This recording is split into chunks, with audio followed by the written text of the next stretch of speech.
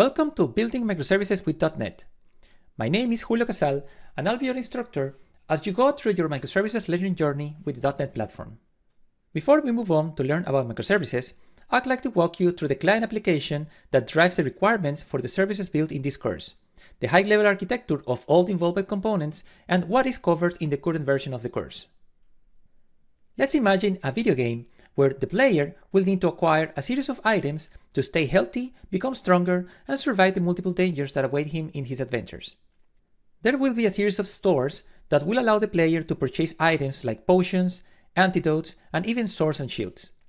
These items have a price, and to purchase them, the player will need to present the right amount of some sort of currency, which we will call just gil.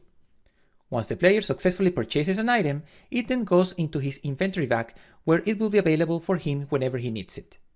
Now, the client side of this game, the app or apps that run in the player's device, are already being built by our company's client team, so you don't have to worry about them. And in fact, these client apps are not part of this course. Our team has been chartered with building the backend services of this game, which the clients will heavily depend on to be able to store the items catalog, the player's gil and inventory, and to enable the in-game purchase experience. Let's now look at the high-level architecture of the system. To support the client apps, a microservices-based system has been designed.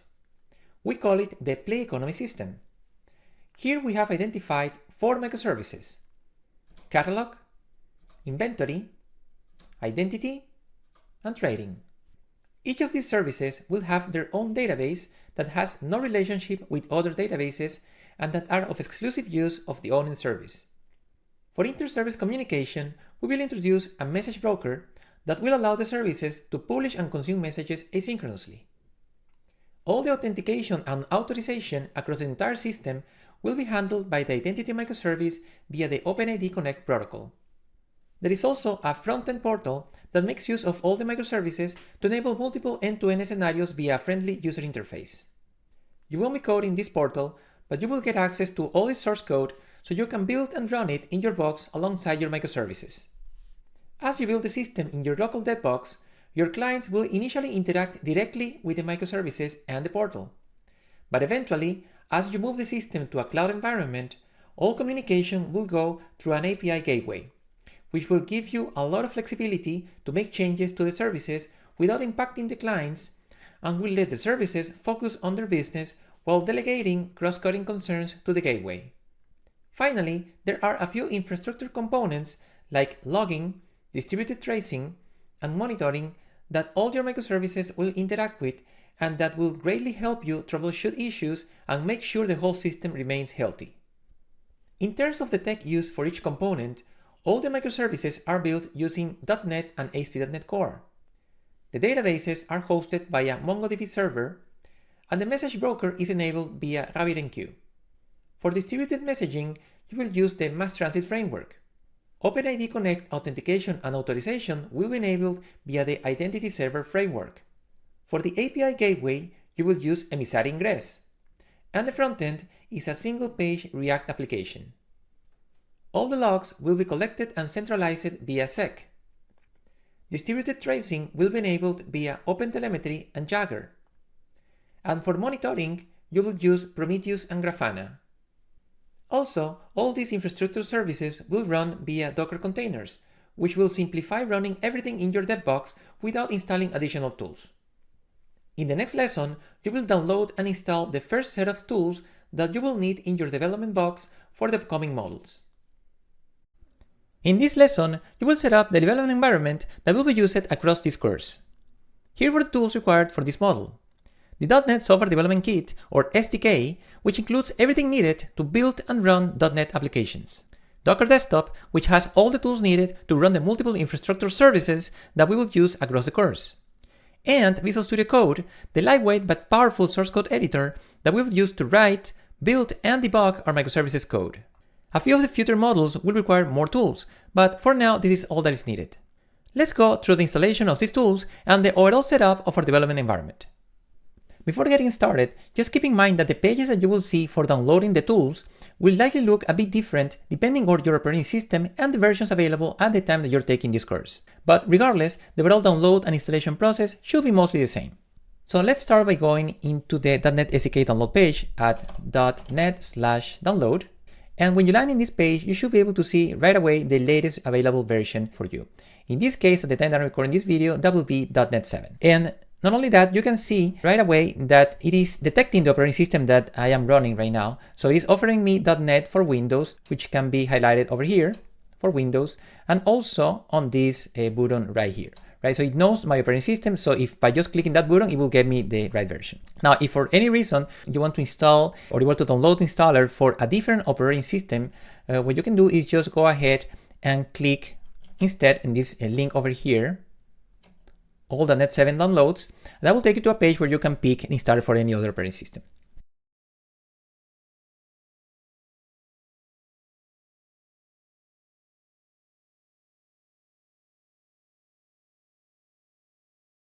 And in my case, I'm just going to click on the big button over here, .NET SDK x64.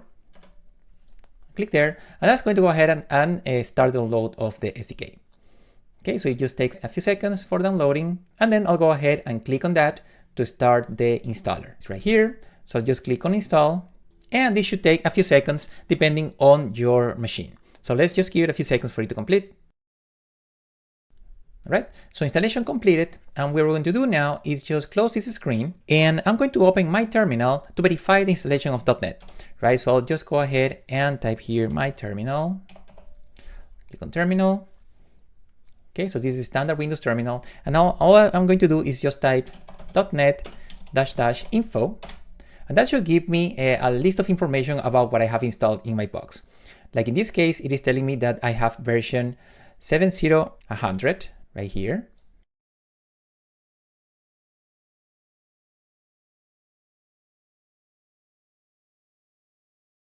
And there's a bunch of other information about my machine and about the other components of the .NET SDK. But this is already telling us that .NET has been properly installed. So we are good on that side. So I'll minimize this. And now what we're going to do is go ahead and install Docker. So to get Docker, we're going to go into docs.docker.com/getdocker. And on this page, we're just going to scroll down, and you're going to see there's also versions here for Mac, for Windows, and for Linux. And in my case, since I'm on Windows, I'm going to be choosing the Docker Desktop for Windows option right here. So I'll click on that, and in this page, you're going to find the actual installer over here. So I'll click there. And so that's going to go ahead and download the installer. And let's give it a couple of seconds. And I'll click on Docker Desktop Installer right there.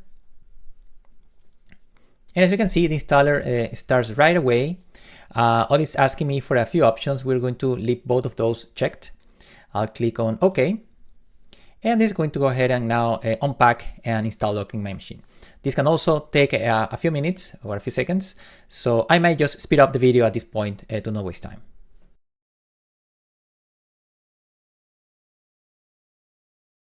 All right, so Docker installation has completed. So I'll click on close.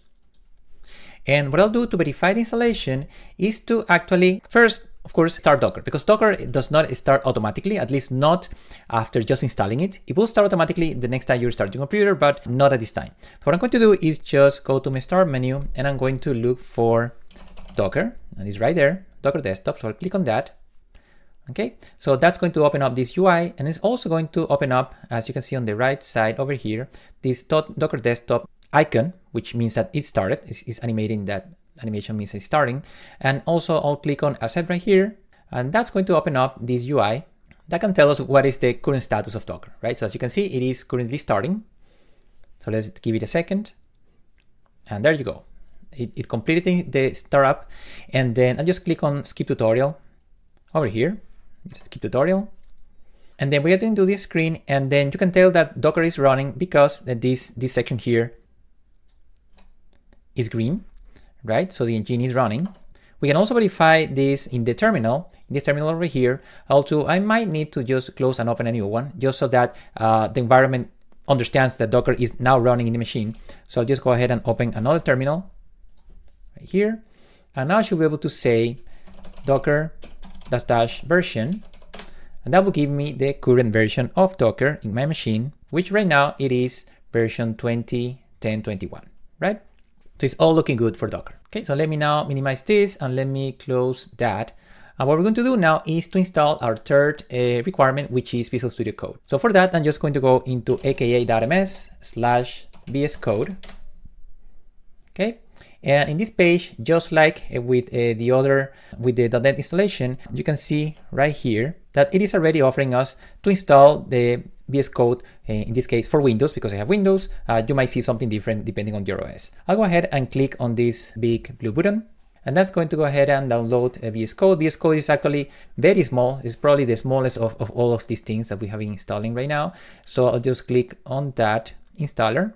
And you'll see that this is not just small, but it's actually very fast to install. And in this screen, I'm actually going to select create a desktop icon so that we have an icon to open it from the desktop. And then I'll just click next and I'll click install. Okay, so let's just give it a couple of seconds. This should install very fast. So installation completed. We will leave that ticked so that VS Code can open up right away. So I'll click on finish.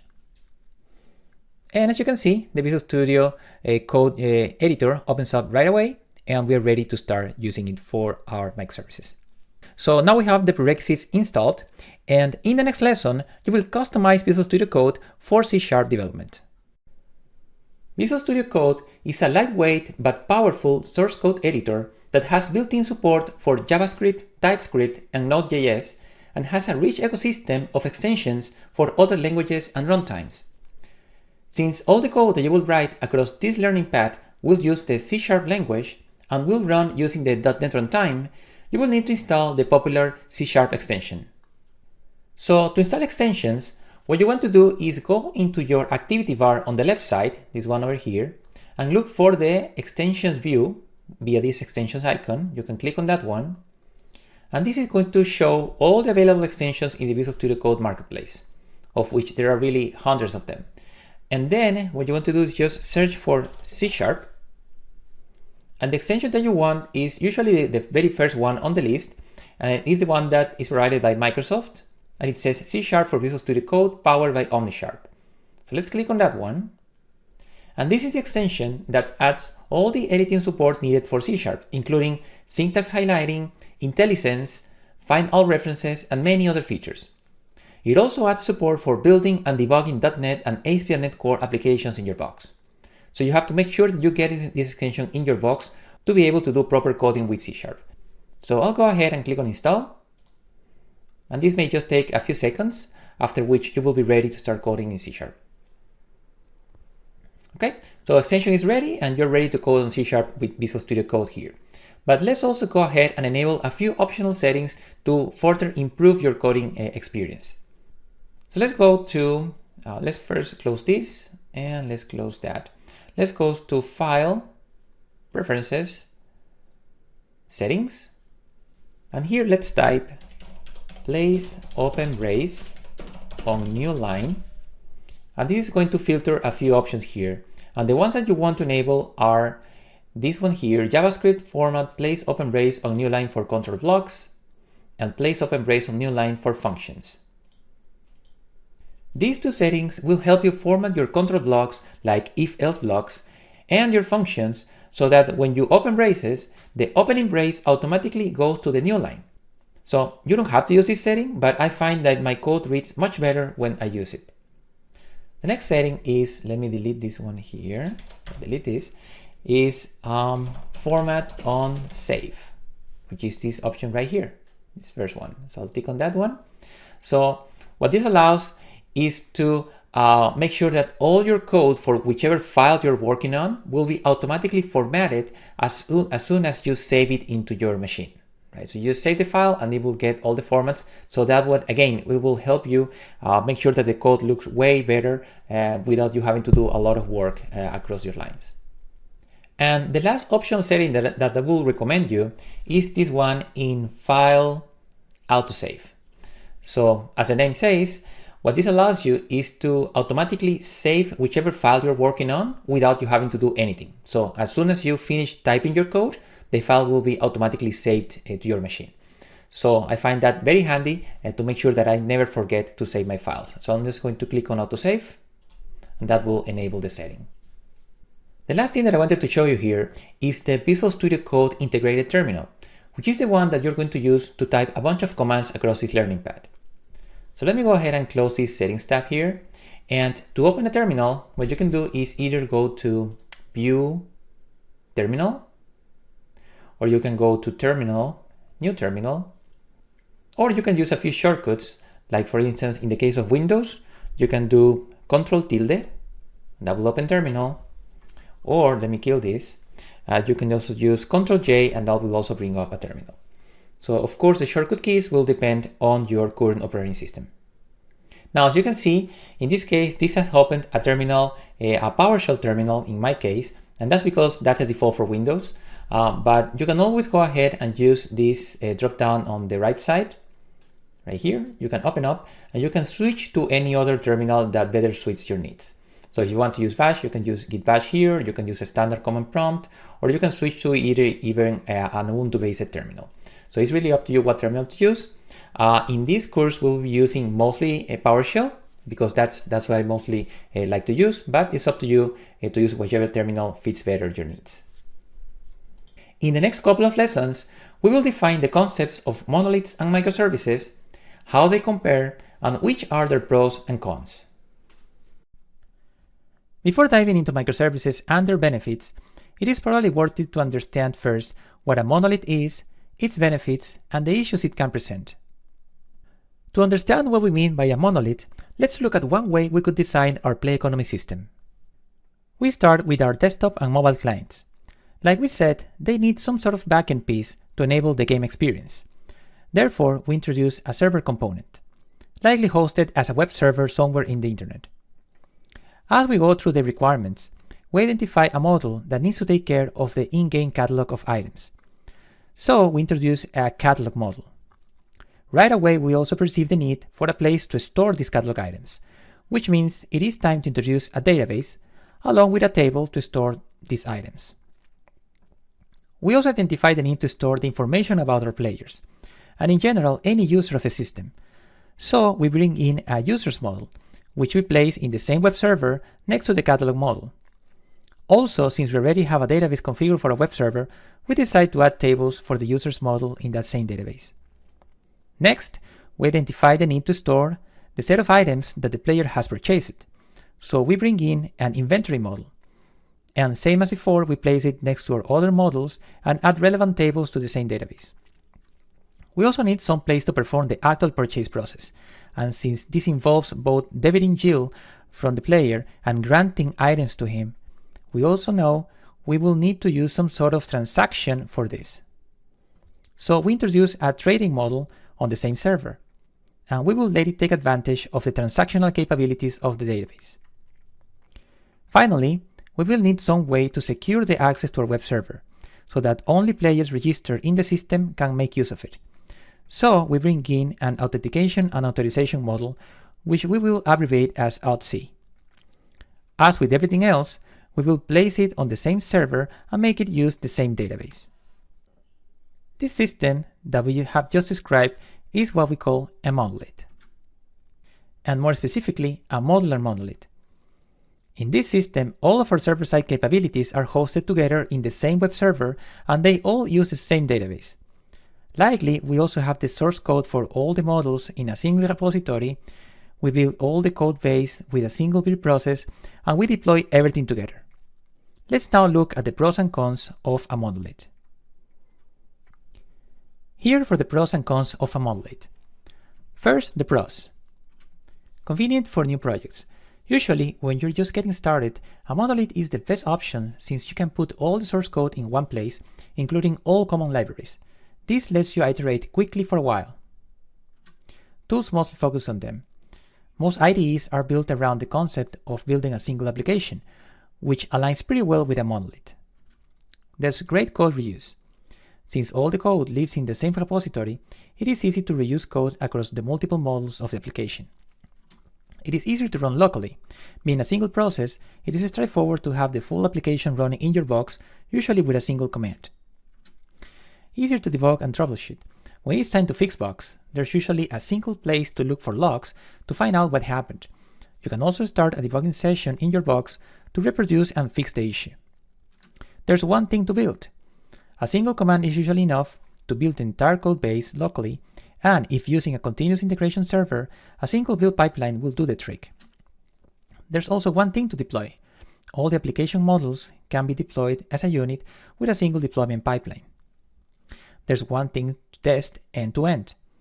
End-to-end verification of the application can take place as soon as the application has been deployed, with no other moving pieces that could impact testing.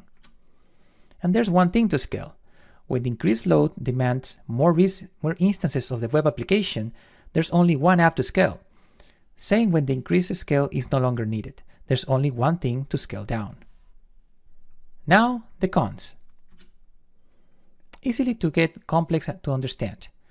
Since the entire code base is in a single place, there will be a point where it starts becoming too hard to navigate it and understand the relationships between the different components. Merging code can be challenging. When using things like Git, and with more and more people contributing to multiple models in a single code base, eventually resolving conflicts gets more troublesome, and the chances of a bad merge that could impact on related models increases. It slows down IDEs. If the devs use an integrated development environment, or IDE, like Visual Studio, the massive number of projects and source code will eventually start slowing down the IDE, starting with simple things such as opening the work environment. Long build times. The bigger the single code base becomes, the more time it takes to build it. Things like incremental builds can help here, but this is something that can easily not be configured properly, and regardless, it is undesired to have to build code for all the application models when usually you only work on one or two of them. Slow and infrequent deployments. Just like building the code takes longer, it also takes more time to complete the deployment, since there are a lot of components to deploy with every new build. Not only that, teams tend to delay deployments to Friday night or even weekends due to the lack of confidence on the impact of the changes that go into that deployment. Remember that with each deployment, you are deploying all the application models all the time. Long testing and stabilization periods. Once a deployment is complete, regardless of what changed in the deployment, you still need to test all the scenarios across all of the application models. Not only this is inefficient, but also teams that don't have testing fully automated may need to run manual tests to compensate and run them again for all the application scenarios. Rolling back is all or nothing. Bugs will eventually make their way to deployment, and sometimes there's no time to code and deploy the ideal fix. In these cases, you just want to roll back to a previous version.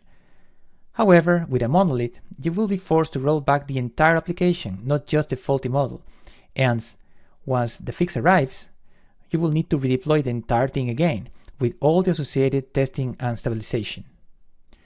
No isolation between models. The smallest bug in one of the models that makes the web application crash will take down all the models with it. It can be hard to scale. This really depends on the kind of app that you're building, but if you have some model that needs, say, a lot of memory and therefore needs to be scaled to multiple instances to not take over all the RAM in a single server, while all the other models are fine with a small amount of RAM most of the time, you still need to scale the entire application with all the models to satisfy the RAM needs of the first model. Also, it's hard to adopt new tech. If you would like to move one or two of the models to the latest version of, say, the .NET platform, you are forced to update all the models along with it, which significantly increases the time investment and the associated risk of moving to a new stack. Moreover, if you need to switch a model to a different programming language or web framework, you still need to account for how that change will impact the rest of the models. In the next lesson, we will start learning about microservices, their pros and cons, and when it's a good time to start considering them. In this lesson, we will understand what microservices are, how to decompose our previous monolith into microservices, the pros and cons of using microservices, and when is the right time to start thinking on using them. There are multiple definitions of microservices out there, but here's one I have synthesized from a few sources and that I think covers the fundamental characteristics of microservices. Microservices refers to an architectural style that structures an application as a collection of independently deployable services that are modeled around a business domain and are usually owned by a small team. So instead of having a single application deployed as a single monolithic unit, we break it down into smaller services where each of them is closely aligned to some part of our business domain. Each of these services can be deployed independently, which by the way includes granting each of them their own database, which is one of the main challenges of moving to microservices. Also, there's usually only one small and fairly autonomous team behind each microservice. Let's see how this looks like for the game backend example we talked about in the previous lesson. We start again with our client apps, which will still interact with some backend pieces to enable the required game experience. And, just like before, we come up with most of the models that we talked about before to address the multiple scenarios. However, this time each of these models live in their own individual server process, or likely a web server process, fully isolated from the other ones and with their own lifecycle. Not only that, but also each of these services have their own associated database that has no relationship with the ones from the other services. Also notice that we decided to group the users and alt-C models in a single process that we are now calling the identity service. But even when these services are now independent, they still have ways to collaborate with each other so that, for instance, when a purchase starts in trading, this service will communicate somehow with the identity and inventory services in order to achieve the exchange of yield for catalog items. This here is what we call the microservices architecture pattern. Next, let's learn about the benefits and drawbacks involved in a microservices architecture. These are some of the pros and cons of using microservices. Let's start with the pros. They have a small, easier to understand code base. Since the microservices are now independent, the source code for each of them is usually stored in its own Git repository. This implicitly results in a much smaller repository, which is much easier to understand, especially for devs new to the codebase. They are quicker to build. The smaller independent codebase per microservice allows for building each service much faster and in parallel, both on dev boxes and on CI pipelines. They allow for independent, faster deployments and rollbacks. Each service can now be deployed individually as soon as the development source code has been built, and testing for the domain covered by the service can start right away and is much smaller in scope. Also, if an issue is detected with the deployment, it can be rolled back to the previous version without having to roll back any other service. They are independently scalable. Different services can be scaled according to their needs, so if there's one service that needs to scale, given the amount of RAM or CPU it uses, it can be scaled independently of the needs of any of the other services. There is much better isolation from failures. Microservices are isolated from each other so that a crash in one service has no impact in the availability of the other services. They are designed for continuous delivery. Since microservices are small, usually start fast, and are independent from each other, they are great candidates for continuous delivery. They can be deployed as soon as the code has been built, and this can be done safely in an automated way multiple times a day. It is easier to adopt new varied tech. Different services don't need to use the same versions of their multiple dependencies, including the .NET runtime. Even better, if one of them needs to be moved to a completely different language or web framework, this is much more straightforward to do with a small microservice than with a big monolith. Microservices grant autonomy to teams and lets them work in parallel. The natural independence of deployment and isolation of microservices, and the fact that they are closely linked to a specific part of the business domain, results in the owning teams to have great autonomy around the entire lifecycle of the service. Some teams might decide to deploy their microservice every night, while others will do it every hour or whenever an urgent fix needs to be shipped. Different teams will do what's best for them. Now, the cons. It is not easy to find the right set of services. How do you know that you have split the app into the right set of services? Are 3 microservices enough? Or 10 perhaps? How much granularity? These questions are not easy to answer, but techniques like domain-driven design and aligning the services to specific pieces of the domain and the teams behind them helps to find the right balance. Using microservices adds the complexity of distributed systems. The fact that each service lives in a separate silo introduces a lot of complex issues that are non-existent in monoliths. How to have a service communicate with another one if a model can no longer make a simple method call to the other? Issues like these are the reason for this curse. The shared code moves to separate libraries. Any piece of code that needs to be shared across 2 or more microservices now needs to be either duplicated in each service, which is not ideal, or moved to a separate library and likely shared via NuGet packages. This is technically good since it forces the owners of the shared code to have a good way to test the shared code independently. But on the flip side, things are no longer as easy as adding a new shared class or method to any of the services' code base. Also, you may end up with dozens of shared libraries that may need to collaborate and have the right set of dependencies. There is no good tooling for distributed apps. IDEs are usually focused on a single app, not on running several services together. This means that devs will usually work on one service at a time and will need to figure out ways for their code to interact with other services in their dev environment where needed. Releasing features across services is hard. Simple things like adding a new attribute to, say, a user record and have it being used across the entire system can involve touching multiple services in a very coordinated fashion. Even worse, updating or removing attributes from data classes is extremely painful and usually avoided as much as possible. It is hard to troubleshoot issues across services. When a customer reports an issue with the system or application, where should we start looking?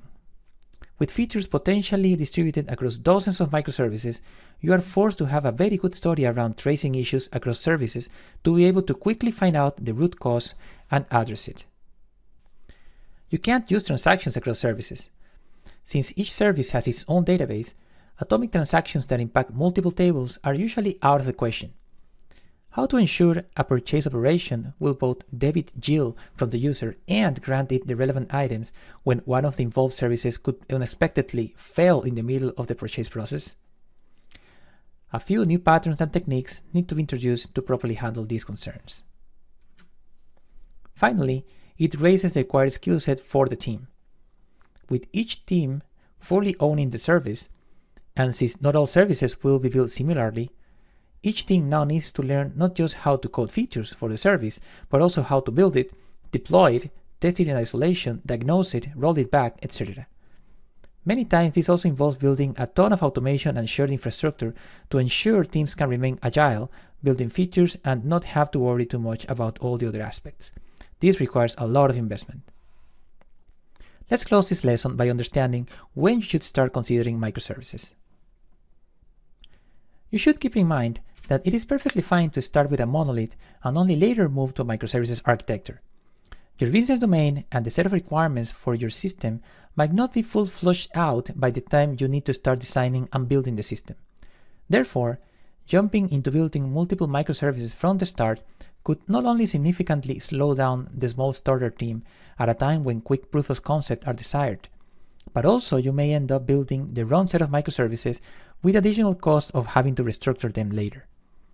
The heavy investments on shared infrastructure and automation will only make sense as the boundaries are clearly defined and the team has grown in size. You should start looking at microservices when the code base size is more than what a small team can maintain, the different teams can't move fast anymore due to the amount of shared code, the builds have become too slow due to the large code base, or the time to market is compromised due to the infrequent deployments and long verification times. In the end, microservices are all about team autonomy. Anytime you notice multiple teams no longer being able to deliver features in an agile way due to the drawbacks of the monolithic architecture, you know that your teams have lost their autonomy and they could potentially greatly benefit from using microservices instead. In the next module, we will get our hands dirty by building our first microservice. In this module, we will build our first microservice from scratch. This will give you the foundations and tools you will need to create microservices with the .NET platform. By the end of this module, you will have a solid understanding of the following: how to create a microservice from scratch via the .NET CLI and Visual Studio Code, how to define the microservice REST API with the most common operations, and what are and how to define the data transfer objects to establish the contract between our service and the service clients. In terms of our overall system design, this module will be all about standing up our catalog microservice, which will end up with a fully working REST API that can be used to query, create, update, and delete catalog items. Let's get started. In this lesson, we will create our first microservice, the catalog microservice, using the .NET CLI and Visual Studio Code.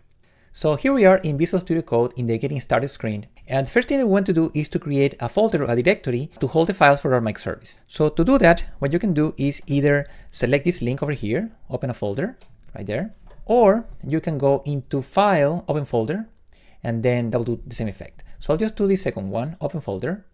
And I have prepared a directory for my microservices in the projects right there.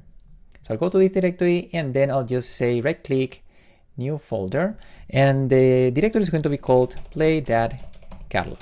So let's get into that directory and then I'll say select folder. Now that opens Visual Studio Code in the context of that directory. As you can see over here, we expand this a little bit. We have play that catalog on the top left over here. And then the first thing I want to do here is to create, just to follow best practices, to create a directory to hold the source code. So I'll click on this button over here to create a brand new folder. Okay, so I'll just click there and I'll say src. That's going to be the directory for our source code. And then let me also close this getting started screen here. And then I'll right click on that one, an src, and I'll select open in integrated terminal. So that opens a terminal on the right side. So let me collapse that. And here is where we can start using the .NET command line interface or CLI to create our project. Now, the .NET SDK comes installed with a bunch of project templates that you can use to generate your projects. And if you want to get a list of everything that you can create with what you installed, you can always do .NET new -- list. And that will give you this full list of the different types of projects that you can go ahead and create. So there's quite a few here. But the one that we are interested in is this one called ASP.NET Core Web API. This one over here. And we're going to be using that because that one actually generates a nice skeleton of a REST API that is going to be super handy for our .NET microservice. Let's go ahead and clean this. And let's now do .NET new Web API. And then let's give it a name. The name is going to be play.catalog.service.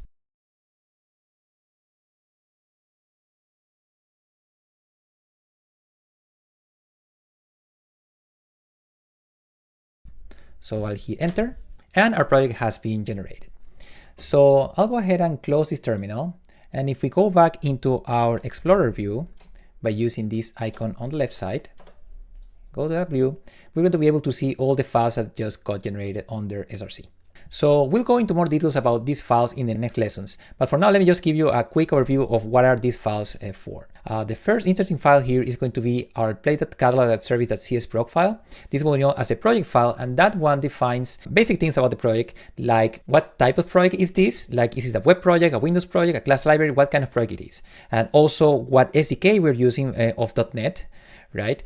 And then also a bunch of dependencies that are going to be needed by your project, among a few other things. The next interesting file is going to be program.cs, which is what we know as the entry point of the application. So that's where we define how to host our ASP.NET Core application, what kind of services are going to be needed by the application, and also what we know as the HTTP request pipeline. So a bunch of basic things to start up our application. Then the other interesting set of files here is going to be under controllers. It's just one file actually. It's called weather forecast controller. So this is a sample controller that is built into this project. The controller is going to be the class that is in charge of defining a bunch of actions that can respond to HTTP requests that are going to be coming into our ASP.NET Core application. And then to help this class, there's also this other class called weather forecast, which is just a small little model for weather forecasting that is used with that forecast controller.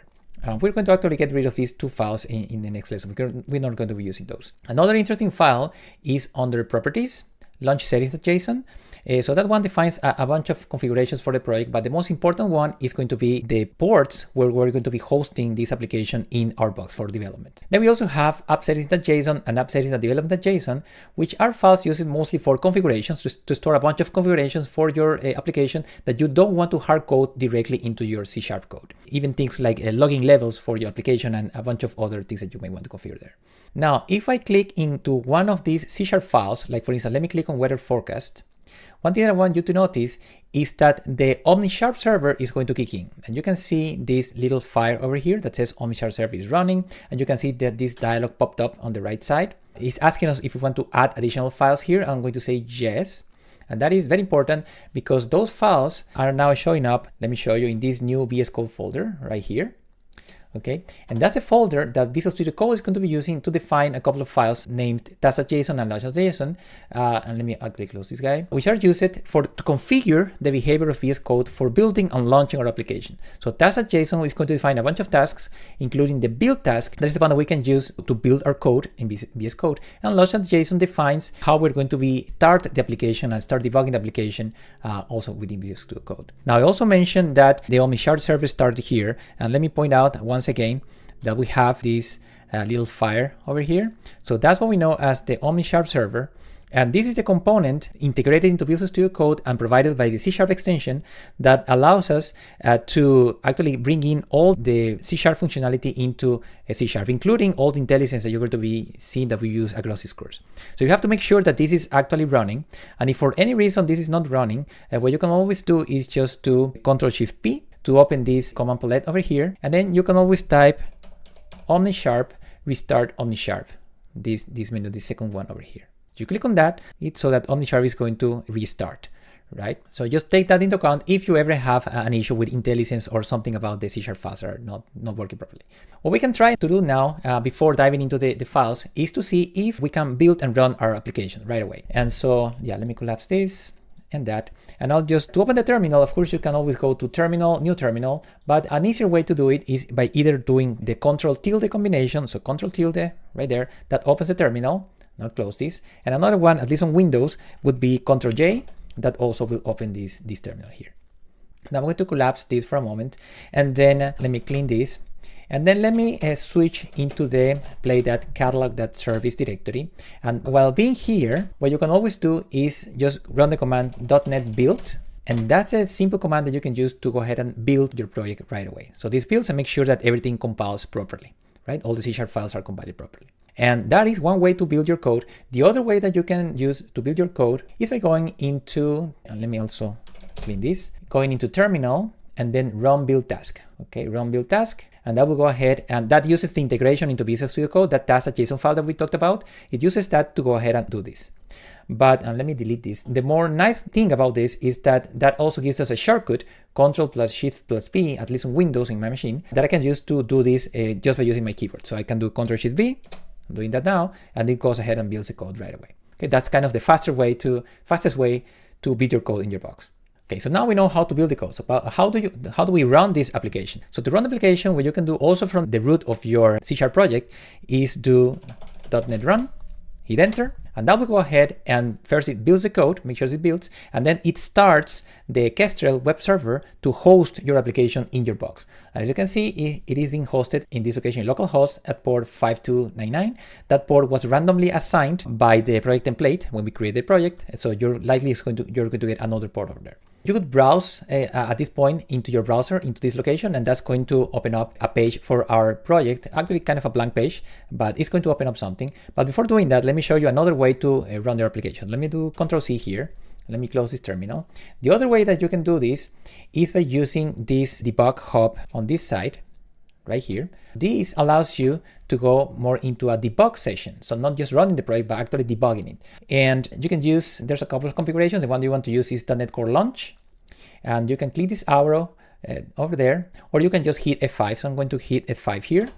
And that's going to start a debugging session into your application right there. So the debugger is attached, and that actually opens up, as you can see, the browser window right away. And don't get scared about this screen here. This is totally normal because there's really nothing going on at the home page. So you see we're not hosting anything. This is not a web UI. And also we don't have a route mapped into the home. So there's nothing to show here. But when you create a web API with the template that we used, you always get a Swagger endpoint.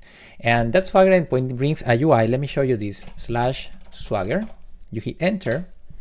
You're going to get into this nice UI that allows you to explore your current web API or REST API, even exercise it if you want to.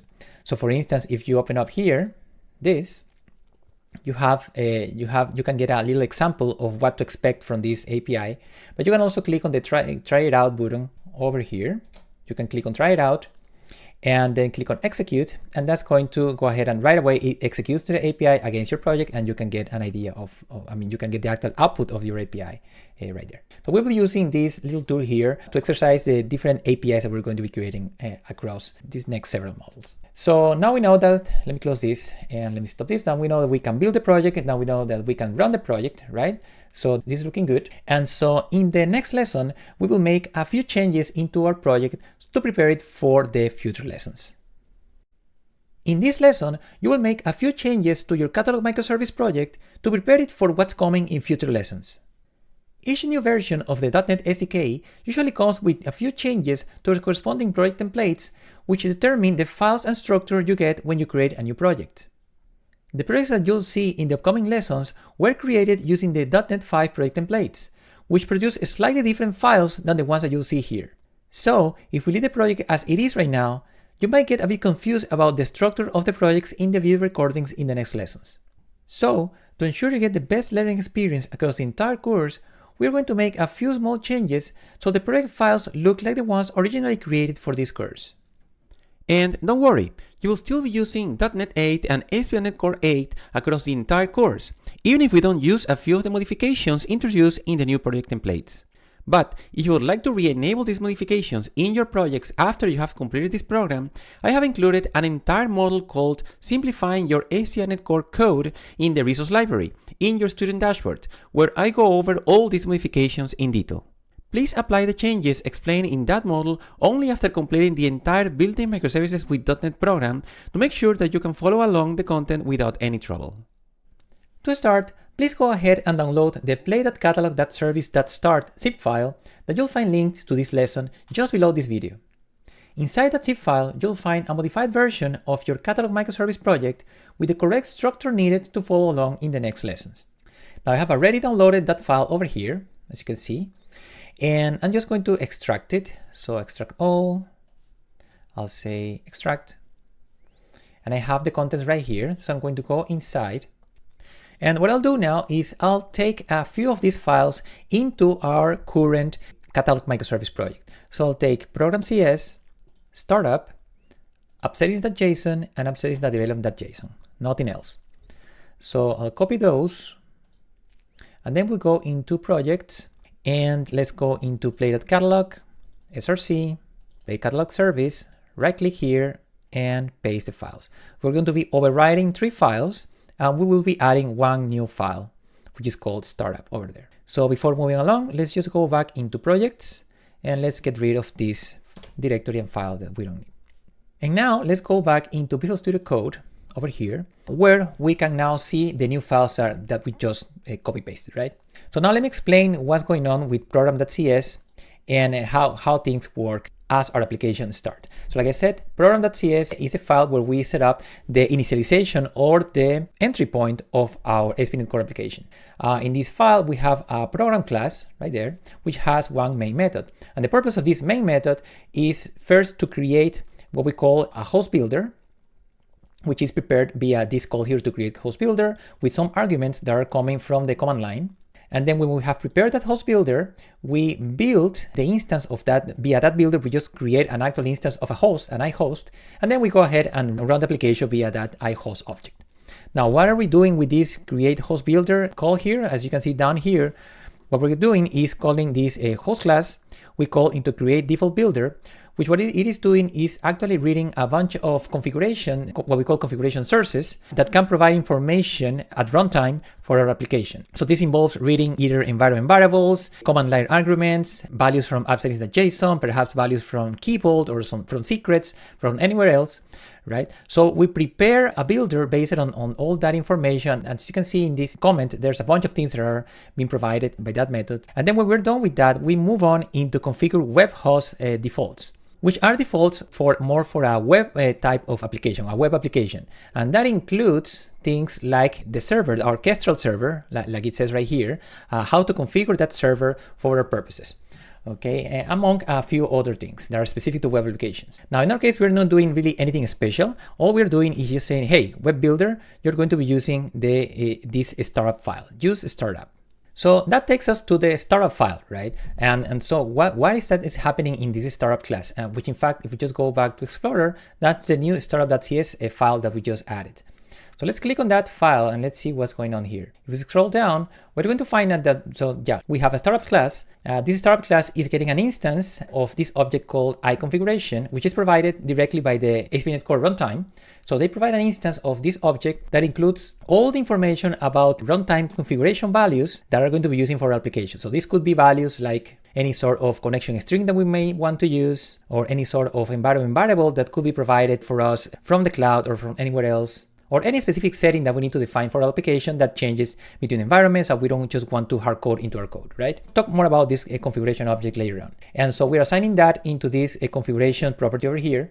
And then we have two main methods in this class. The first method is called configure services. And the purpose of this method is to configure all of the services that we're going to be using across our application. And we'll talk more about, this is heavily based on a mechanism that's called dependency injection in ASP.NET Core. We'll talk more about that in a few lessons. But for now, all you should know is that the runtime is providing us with this services collection that we can use to add more services to our application so that later on, some other parts of our application can take advantage of those services, right? This is the initialization point where we register services and later on those services can be used anywhere else. So here we're saying that we're going to be using controllers, what we call MVC controllers. I will talk more about that also in the next lesson. And also services for the Swagger UI. The Swagger UI that we saw in the previous lesson, this is how we get it enabled. So that is configure services. And then we also have this configure method over here. Configure is used for defining what we know as a HTTP request pipeline. So this is the pipeline of execution that handles everything that needs to happen from the moment that a request arrives into our web application until the moment that we actually are able to act on that request in our controllers. You can configure a bunch of things to happen in that pipeline. That's why we call it a pipeline, because you can pipe a bunch of things across that trip from the request that come from the outside in the inside of application. So here we were saying this is a development environment. We do want to enable what we call a developer exception page, which is a nice page that you can see with a lot of details about any exception that happens in your application that you only want to use in a development environment. So notice how we can use this iWebHost environment parameter here to check if this is a development environment or not. So if it is development, we want to show that. If it is not, we should not be showing that. And also only in development, we are going to be showing this is the Swagger UI that we talked about before, right? To be able to explore and exercise our REST API. Beyond that, we are adding what we call as middlewares for a bunch of purposes, like for instance, for HTTPS redirection, right? So if somebody comes in with HTTP, he or she will be redirected into an HTTPS address. There's also middlewares for routing, and we'll talk more about routing in the next few lessons. Also for authorization, and also for establishing what are going to be the endpoints that we're going to be exposing in our REST APIs. We also need to make a call to map controllers here to turn our controllers into actual endpoints in our REST API. So that is what's happening in this startup file. And it turns to be that the runtime knows implicitly how to invoke both configure services and configure just by configuring the startup class as we did in program.cs over here. We just said use a startup, and the runtime knows that it has to find those two methods in the startup class, configure services and configure. So that's how this part works. Now, in order to move forward, we have to make a few modifications into a few other places in this project. So let me close this. And first thing we're going to do is go into play.catalog.service. And here what we're going to do is, well, let me explain a little bit. This is what we call the project file that defines a few things about your project, right? So the first thing is what kind of application it is. In this case, it is a web project. The other thing is what version of the .NET runtime we're targeting. In this case, is .NET 7. And these couple of settings here enable one thing is that we call nullable reference types, which is something that I will not cover here, but I will cover it in the very last module of this training, where I go back into these settings and explain exactly why we would use these nullable things for. For now, we're not going to be using this, so I'm going to just remove it. And the next thing is implicit usings, which is again is another feature that we will cover in that very last module of this course. So we are not going to be using that for now. We're also not going to be using this package reference here, so we're going to get rid of that. And this is how our project file should look like right now. Like I said, we will cover the things that we're just removing here. We will cover all of this in the very last module of this training. And the next thing that we want to do, just so that things actually keep compiling, I guess, is go back into controllers.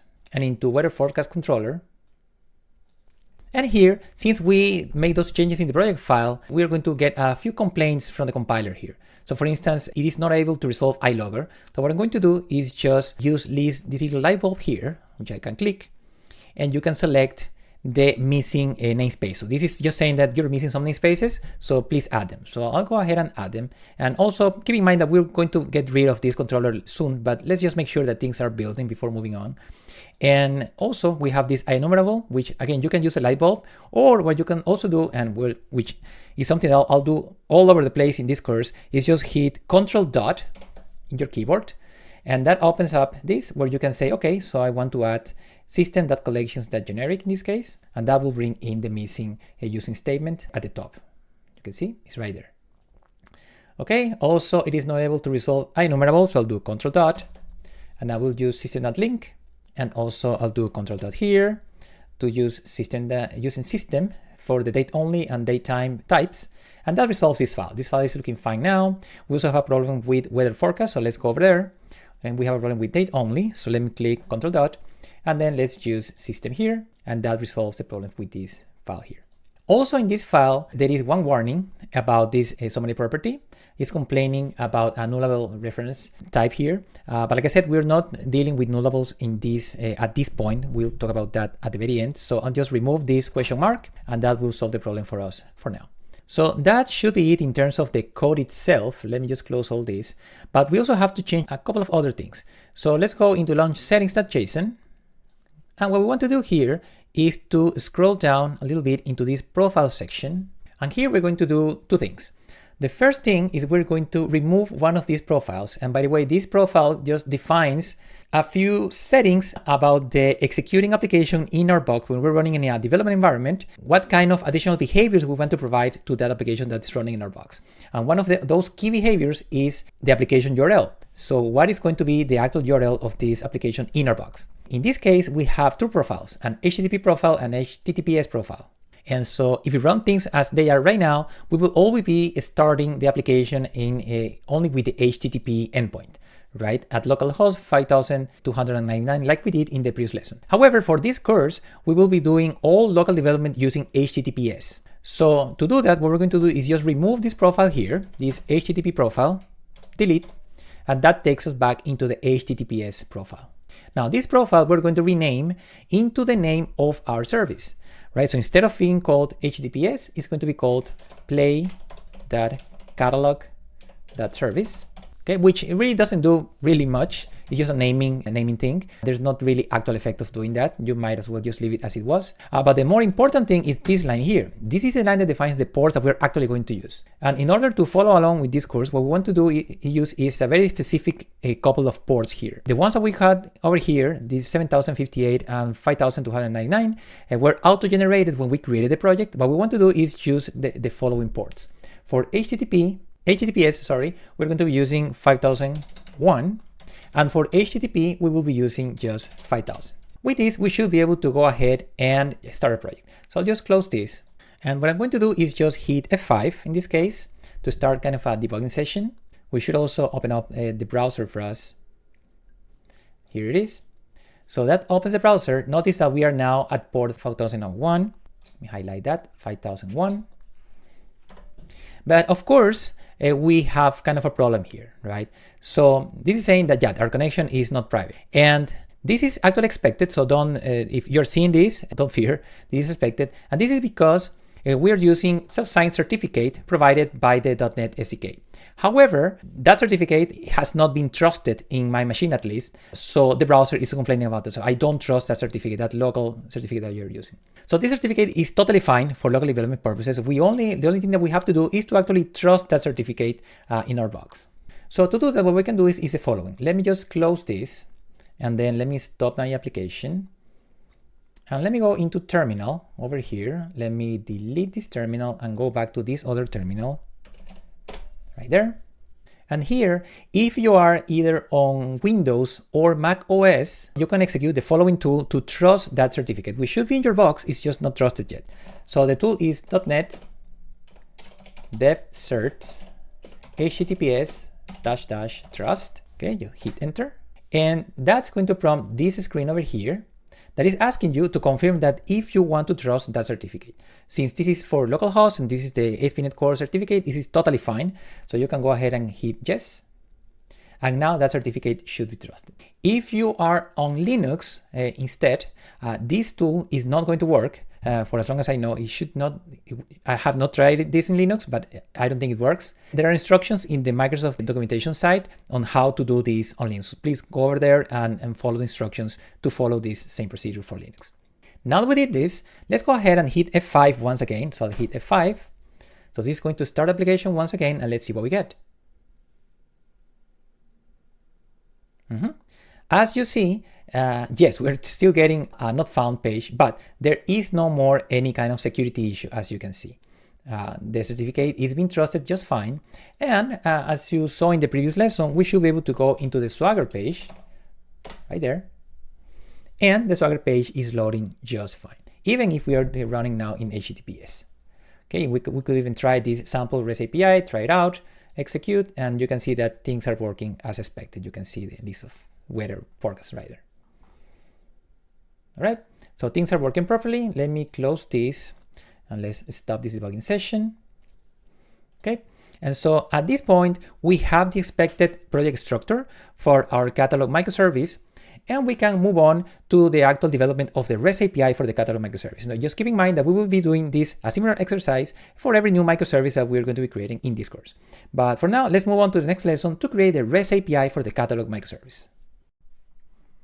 In this lesson, we will define the REST API for our catalog microservice. The REST API defines the operations exposed by the microservice. Since the catalog microservice owns the items that players will be able to purchase, here are the operations that it should support. Get items, which retrieves all the items currently stored in the service. Get item by ID, which retrieves the details of a specific item. Post item, which creates an item in the service. Put item, which updates a specific item. And delete item, which deletes the specified item. As part of the definition of the REST API, we also need to define the relevant data transfer objects. So, what is a data transfer object? A data transfer object, also known as DTO, is an object that carries data between processes. For example, let's go back to our client and the catalog service. When the client needs to retrieve the details for a specific item, it will send a GET request to the service with the item ID, and the service will in turn return the item details. This payload returned by the service is what we call the DTO. The DTO represents the contract between the microservice and the client. Modifying this contract has significant implications. Imagine what would happen if we decide to rename the price to item price. Our clients would break and they would need to get updated right away to ensure no disruption to our customers. As a general rule, you need to think carefully about each of your DTOs to ensure you minimize the need to update them later as much as possible. It's time to define the REST API for our catalog microservice. We'll start by deleting a few files that were created by the template that we will not be using across this microservice, which are the weather forecast controller, I'll delete this, and the weather forecast class over here. Now, the first thing that we're going to do is declare the DTOs for our service. Now, we will use record types for our DTOs as opposed to classes, basically because they are simpler to declare. They provide value-based equality, which means that when comparing two of the items, they will be considered equal if all their properties have the same value, which is not the case with classes. They are immutable by default, meaning that modifications after creation are not allowed, and they have a built-in toString override that shows the names and values of all the record properties. So to create the DTOs file, you can right-click on Play Catalog Service right here, say a new file, and then let's name it dtos.cs. In this file, first thing we're going to do is just declare a namespace. So namespace should have the name of the folder to start with. So Play Catalog Service, and then we will append DTOs. Now, let's declare our first DTO. This is going to be the DTO that is going to be used to return information from our get operations. So public record, item DTO, and the first thing that this is going to have is an ID. It's going to be of type GUID. And GUID is a type that is going to need a namespace import. So to import a namespace, I'm going to use a light bulb here.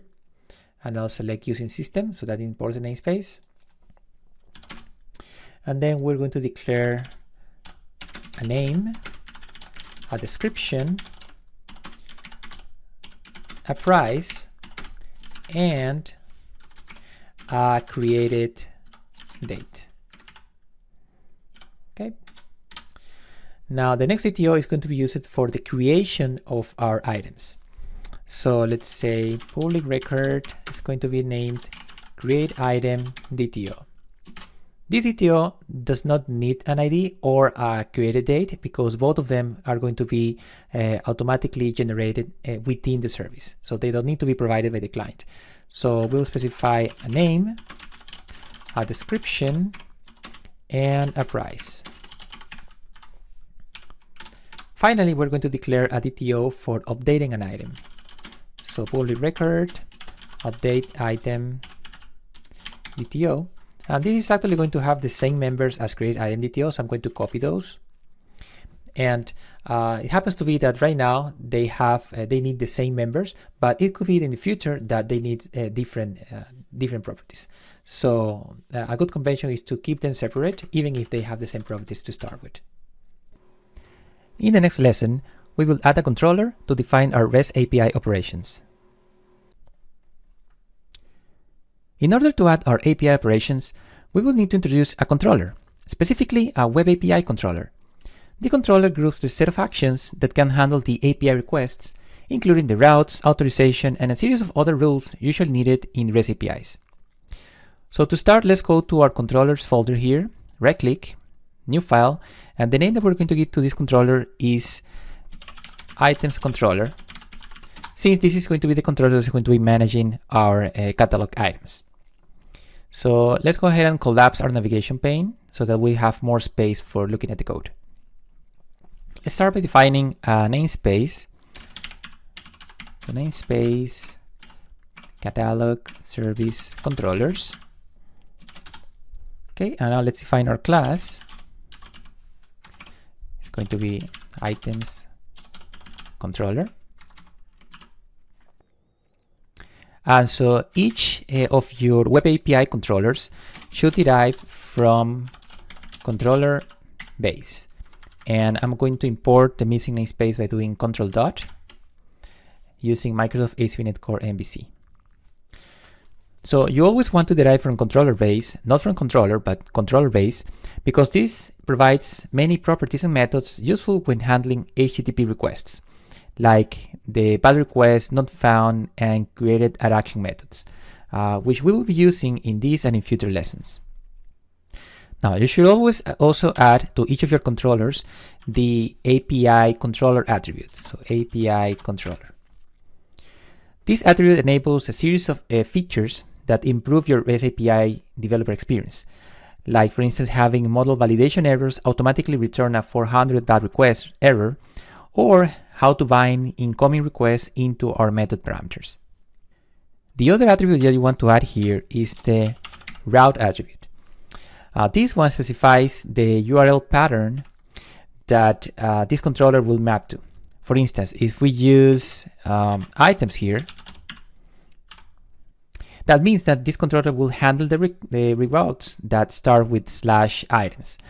So for instance, if we get, let's say, I'll just add a little comment here.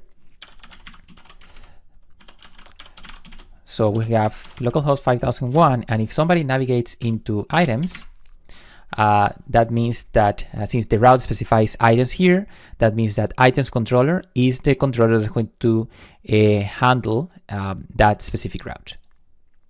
Okay, so I'll remove this. And you can also use route for the different operations that we're going to define in this controller. You can specify your own routes, but for now, this is going to be our root route for all the operations in this controller.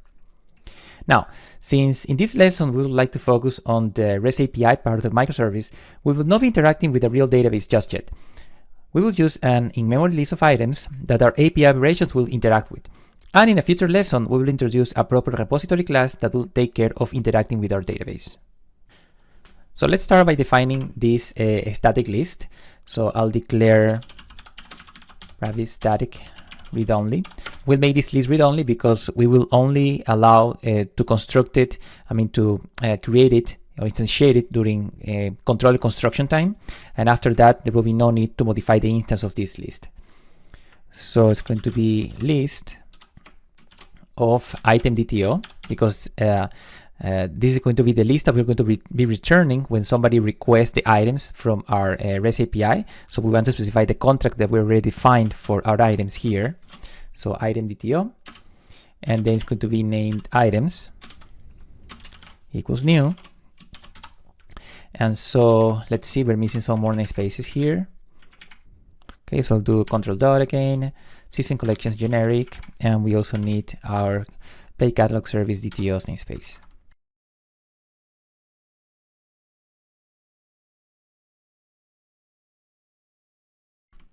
So let's find our first item here. So I'll just define it inline here. So new item DTO. For the ID, we'll just generate a random GUID. So new GUID. May need another namespace import. Yep.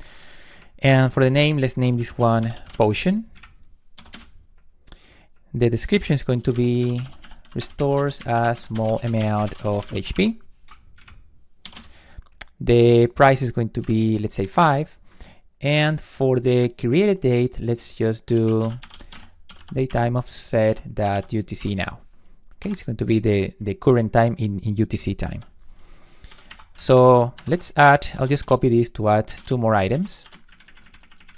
The second one is going to be, let's say, an antidote. So the antidote cures poison. Price is going to be, let's say, 7. Created date is UTC now.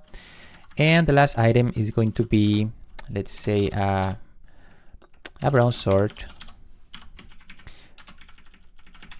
And it deals a small amount of damage. It's going to be a bit pricier, let's say 20. And yeah, UTC now, colon, save. Okay. Also notice that we're using a static list here. So we do this so that the list does not get recreated every time somebody invokes one of our REST API methods, right? Otherwise, the list will be recreated every single time that a method is invoked, which we don't want. So now let's define our first operation. This is going to be the operation that's invoked anytime somebody tries to get all the items that we have in the REST API. So we're going to say public IEnumerable of item DTO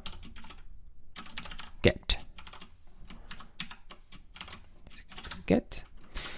And so yes, we're returning a list of item DTO. Now each of your API operations should be marked with the correct HTTP verb, right? Since this is going to be responding to the get verb, we should mark this with the HTTP get attribute.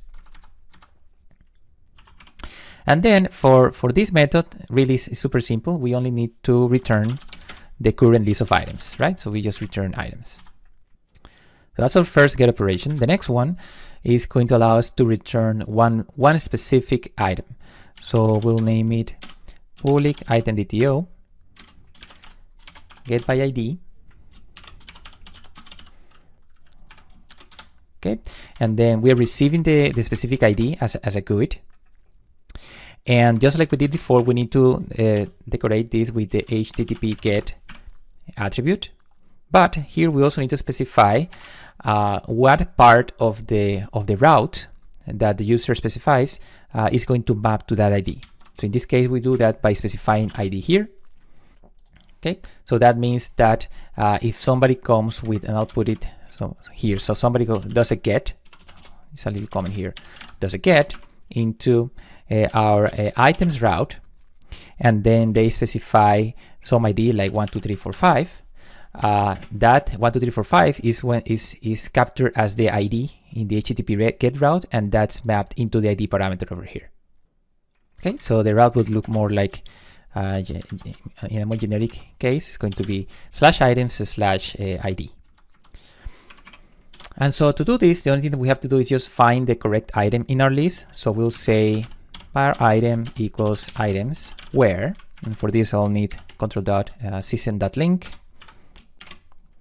So for each item, we will do item.id should match the ID that we got in the parameter. And then we will say, okay, so let's find the only item that should match with that ID, get that one. Otherwise, I mean, with single default, we can say either get the item or just return null in this case. And then we return that item. Okay, so that's what we need for our get routes. So let's try them out, see how that goes. So I'll hit F5, my keyboard, to start the web server. That opens the browser. And let's now navigate to our Swagger page. So /Swagger. And here you can see that we have our two first API operations defined, items and items by ID. And we also have the schema of our item DTO showing up here, right? So if you expand this one, we can see the shape of our item DTO right there. So if I expand the items route, you can see a little example here of what it would return and expected return for a successful case. And then if you want to try it out, you just have to click on try it out. Then you click on execute. And here you can see the request URL that was invoked into our API /items. And then you can see the response body here along with the status code 200. And the response body has the 3 items that we have in our static list. So that's working fine.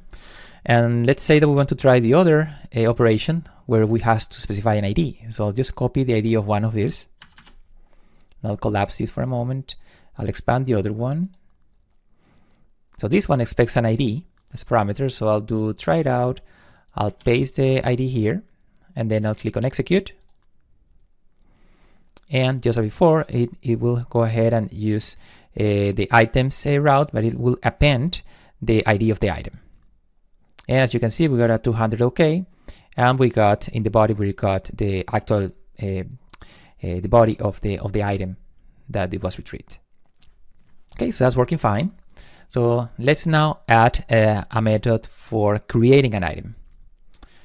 So I'll minimize this, stop debugging, and then I'll close the terminal.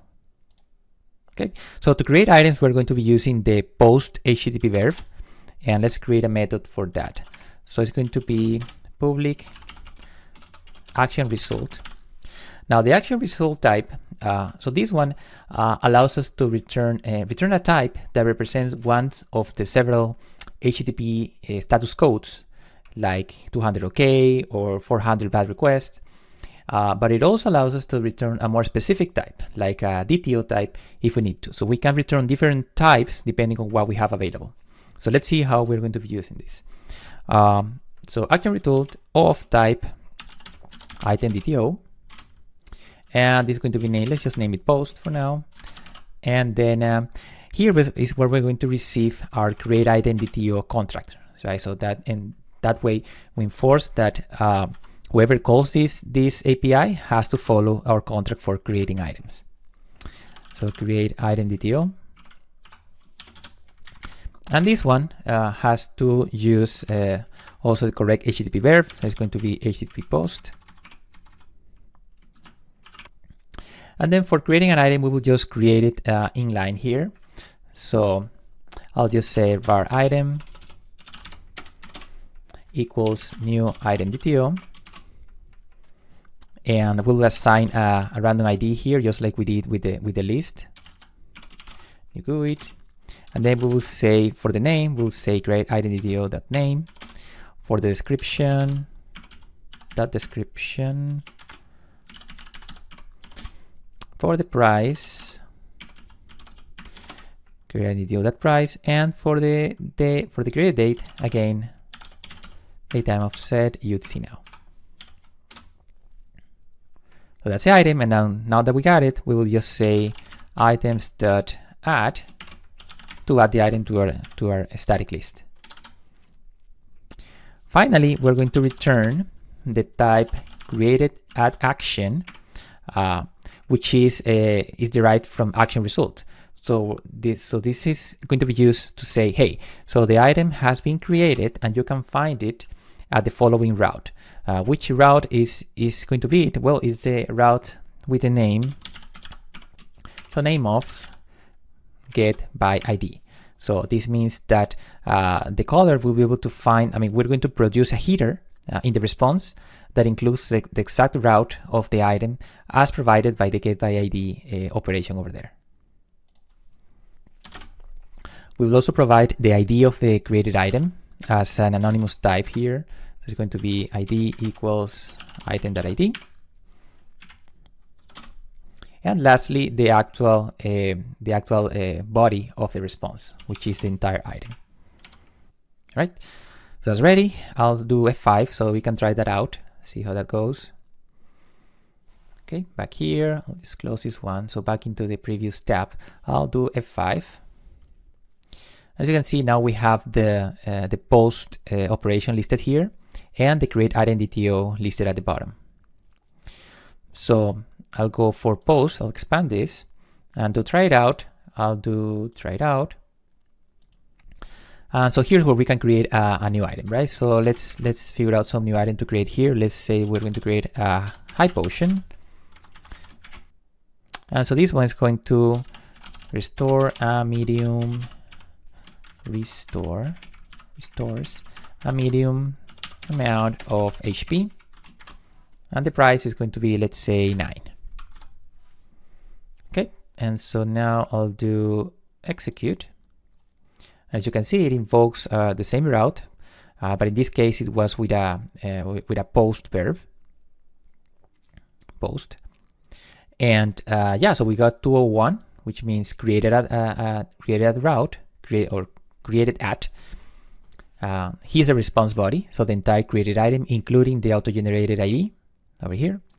And here you can see the headers includes the location of the just created item. So if I wanted, I can grab this ID and I can let's collapse post and then expand get items by ID, try it out, and I can paste that ID here and I should be able to find that just created item. As you can see, over here is the high potion. So post is working just fine. So now let's say that we want to update an item. So that's where we need to introduce the put operation. So let's go back to our Visual Studio Code. I'll stop this and close terminal. And let's declare a method to update items. So for this one, I'm going to declare public iActionResult. And I'll be using iActionResult because in this case, we don't really need a specific type for the return. We will just return this one called no content, meaning that's what you usually do for a put operation. You don't want to return anybody. You just say, hey, yeah, I did my job, but there's nothing to return.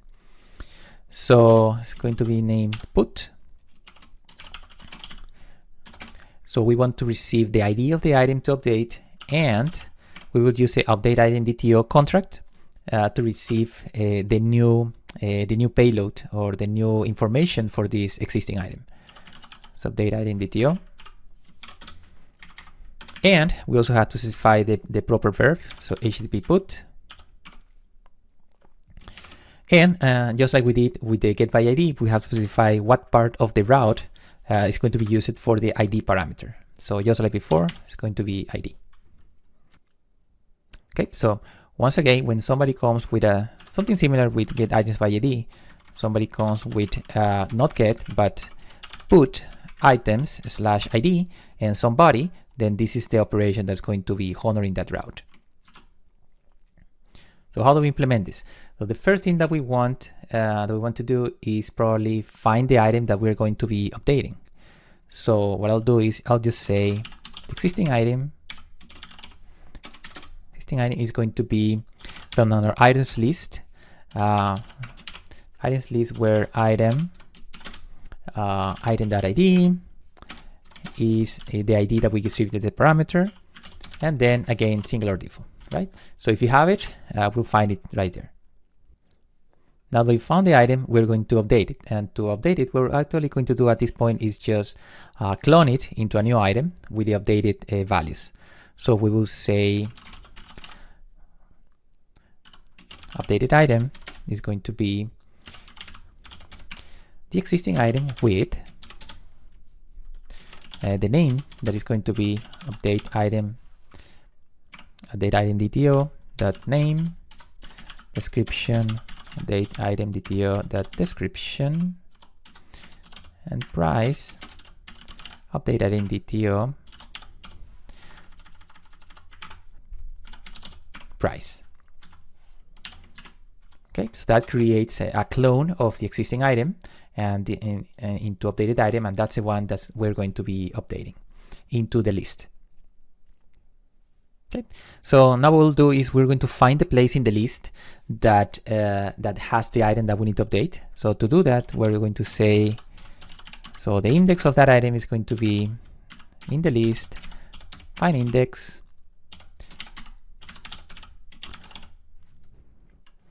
okay, so it's going to be existing item.id equals ID. Okay, so that finds the index on that list where the item is, and then now that we have the index, we're going to say item.index equals updated item, replaces that in the list, and then we'll, like I said, we will just return no content. There's nothing to return. Okay, so let's try this out. So I'll do F5 once again, start the web host, and yeah, I'll close this page, and then I'll just refresh our Swagger UI page. And as you can see, now we have our put operation here at the bottom, and all the way to the bottom we also have our update item DTO specified. So I'll expand put. This is going to require us first the ID of the item to update. So to get an ID, I'll actually execute our get items route. So I'll try it out, execute, and let's say we're going to update our antidote. So I'll copy the ID of the antidote, collapse this, and then back in input, I'll say try it out. I'll put the ID here, and then let's grab a few of the properties of the antidote. We don't have to start from scratch there. Collapse this, and then I'll place those items here, remove this comma, and then let's say we want to update just the price, and we'll say that the price, the antidote is going to be, let's say 9. And I'll go ahead and do execute. And as you can see, in this time, it invokes the API with the put verb into this request URL that includes the ID of the item. We get a 204 result, meaning no content. So as you can see, there's nothing being returned here, but the item was certainly updated. And we can confirm that by grabbing the ID of the item once again and going to our get items by ID route. We can try it out, paste it there, I'll execute, and then you can see now we have the antidote with price 9. So the update operation succeeded. So finally, let's add the operation to delete an item. So let's minimize this once again, stop and close. And before adding our delete route, just for completeness, let me add the comment here for our HTTP post route, which I didn't do. The post route is going to, as we saw, responds to the post verb, and the route is going to be like just items, right? So just so we have that comment over there. Now for the delete route,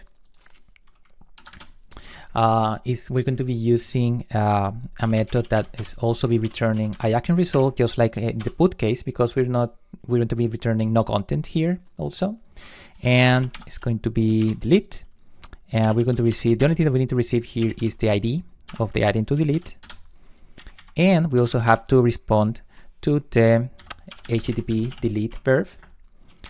And again, just like we did with put, we have to specify which part of the route we're going to be using for the ID of the item to delete.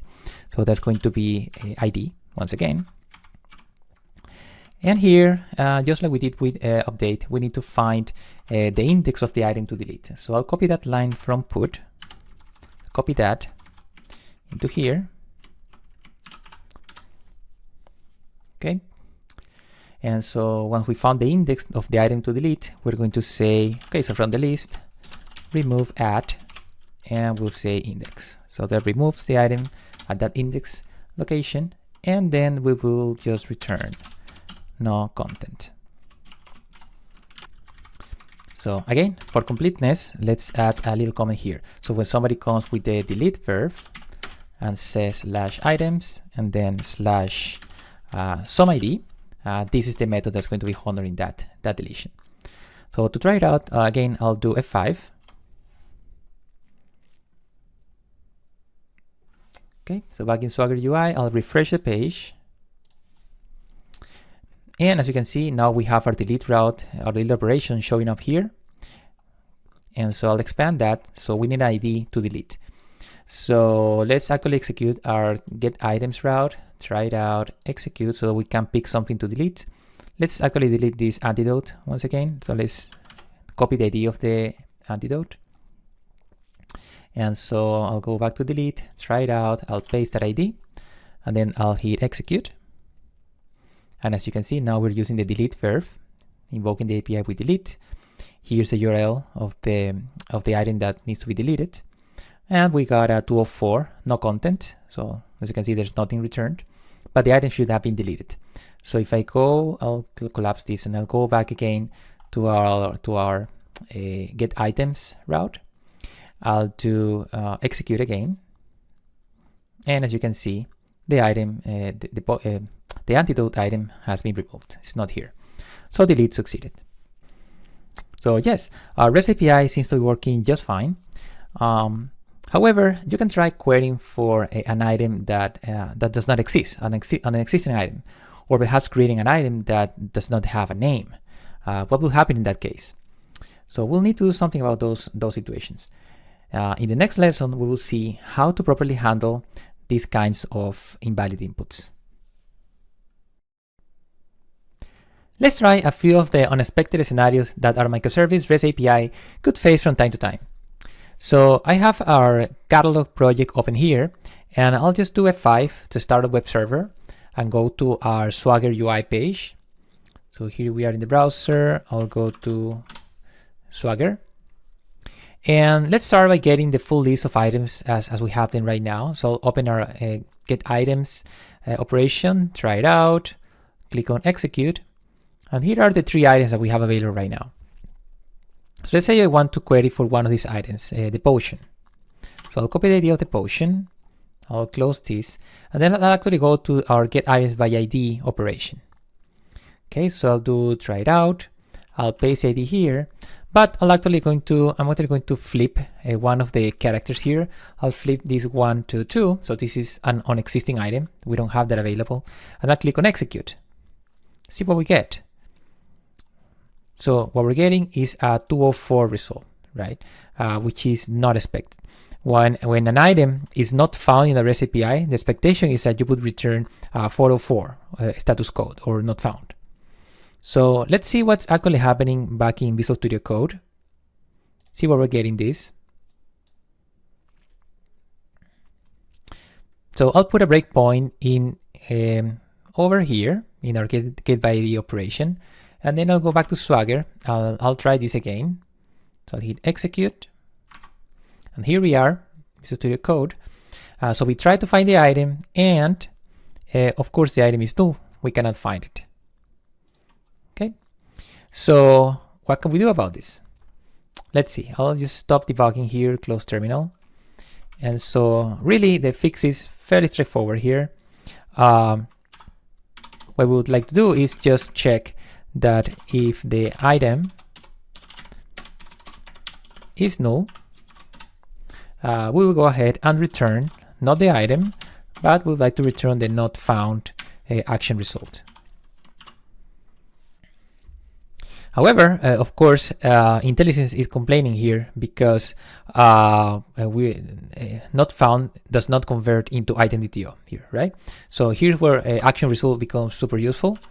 Now we can say action result of item.to, and that gives us the ability to return either the item over here or the not found result over here in this case. So as you can see, we can return more than one type of result depending on the current situation.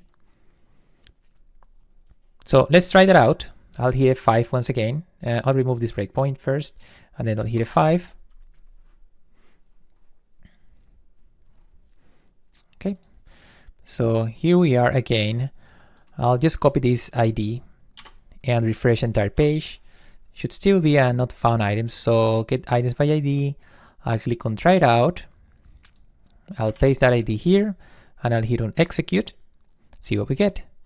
So as expected, this time we get a 404 result saying not found. So this is the correct status code for an item that cannot be found in the REST API. And likely we're going to have the same issue with our put API, right? So let's see actually which APIs will be impacted. So not post, but put is going to be impacted because it needs to find the item. And likely the delete operation could also be impacted because it needs to, again, find the item before it can delete it. So let's start by fixing put. It's going to be pretty similar. Basically, if existing item is null, we will say not found.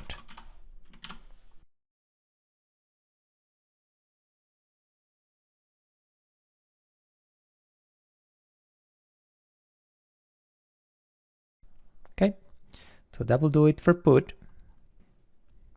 And then in the case of delete, what we're going to do is just that if index is less than 0, so basically a negative number, it means that we cannot find the index of the item. Therefore, we have to say return not found. Okay, so that should do it. I'll hit F5, let's see what we get. I'll close this, and I will I'll copy this ID, existing ID once again, and I'll try to do a put operation now. So I'll try it out. I'll put this ID here, and I'll put just something here for the body. So some item description, and price 2. So just to try it out. And so I'll go ahead and say execute, and as expected, now we can get a 404 on that case. Not found. I'll take that ID once again, and let's try out our delete operation. So let's try to delete that unexisting item, see what happens. So yeah, as expected, delete is also returning a 404. So we can now say that we're probably handling the case of not finding items in our different REST API operations. Now let's try something actually different. So what happens if we try to create an item with some missing item properties, right? So let me collapse this and collapse this, and then let's go to post. Okay, so I'll try to post an item, let's say without a name. We shouldn't be allowed, really.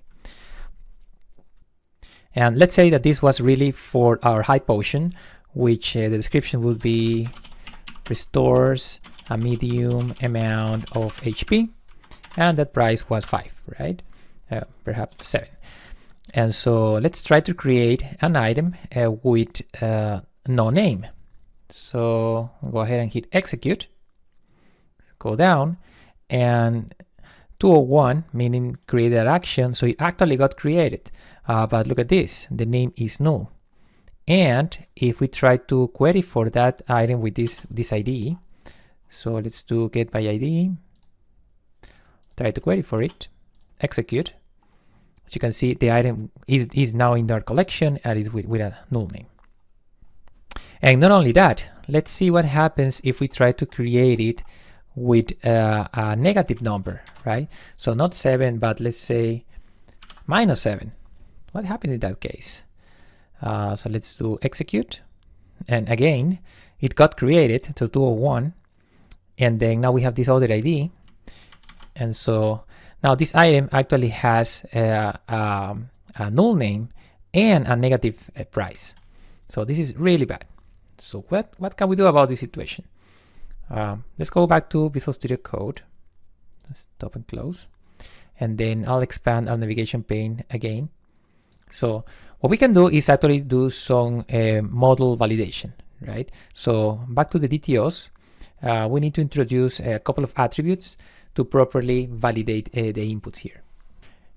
And the DTOs that we would care about in this case are both the create and the update DTOs.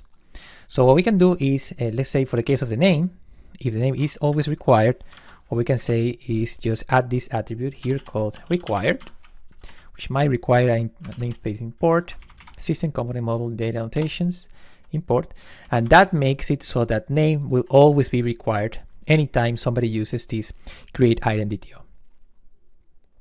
Okay, and I'll also add it for our name property in the update item DTO. And then also I'll do, we can do something about the price. So in the case of the price, let's say that, well, let's add an attribute here. And let's say that what we want to enforce is that the price should always be, let's say, between 0 and 1000 yield, right? Let's say, but we actually want to allow free items, so they can be 0, but definitely not negative, and only up to 1000. So what we can do is use a range attribute here. And we can say here the minimum value, which is going to be 0, and the maximum value, let's say, is going to be 1000 here. Okay, so that makes it so that anytime somebody specifies a price here, it has to be in this range. That implicitly also makes sure that it cannot be null, right? But however, I mean, since this is a value type decimal, really this value can never be null. So worst case, it will be 0. But with this, we ensure that it has to be between 0 and 1000. I'll do the same thing for our update item DTO, hit save, and now let's try it again. So I'll hit F5. Okay, back here, and I'll go ahead and I'll just copy this, and I'll refresh our page. So let's go ahead and try to do a post, try it out, and so let's start first with no name. So I'll say, yeah, let's say price is still positive, but we don't have a name. And let's try to execute this and see what happens. So as you can see this time, we do get a 400 bad request error, which is expected in this case. And we do have the proper validation message coming out of the errors, this errors array that is available now. So one or more validation errors occurred, status 400, and the name field is required. So that's great. And furthermore, if we still want to use that negative number, so I'll do -7, hit execute. See now, both validations have been performed. So the name field is required, and the field price must be between 0 and 1000. You can also try using invalid input for our put API operation now, and you should get similar validation errors. In the next module, we will learn about the repository pattern, and we will stand up a proper database to store our catalog items. In this module, we will update our catalog microservice to be able to store and query for items that live outside of the service and into a proper database. By the end of this module, you will have a solid understanding of the following: what is and how to use a repository pattern to store and query data, how to use a MongoDB database as the underlying data store of catalog items, how to use Docker to run infrastructure services like MongoDB Server, what is and how to use the dependency injection technique for proper decoupling of dependencies, and how to use the .NET configuration system to specify settings that could change across environments. In terms of our overall system design, in this module we will keep working heavily on our catalog microservice, but we will also stand up the MongoDB server that will hold the database where we will store the catalog items. Let's get started. In this lesson, we will learn about the repository pattern and how to implement a repository to manage the catalog service items in a MongoDB database. So, what is a repository? A repository is an abstraction between the data layer and the business layer of an application.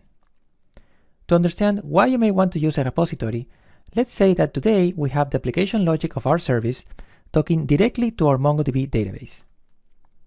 However, a few months or years from now, requirements change and we need to switch to a different database provider. Given the way that things have been set up, we would likely need to rewrite a good chunk of our application logic in order to talk to the new database, which is pretty bad. Instead, what we can do is introduce a repository. This repository is the only one that knows how to talk initially to our MongoDB database, and it's the only one that our application logic will interface with. Then, if we ever get the requirement to move to another database, the only thing that we would need to change is our repository, but the application logic stays the same.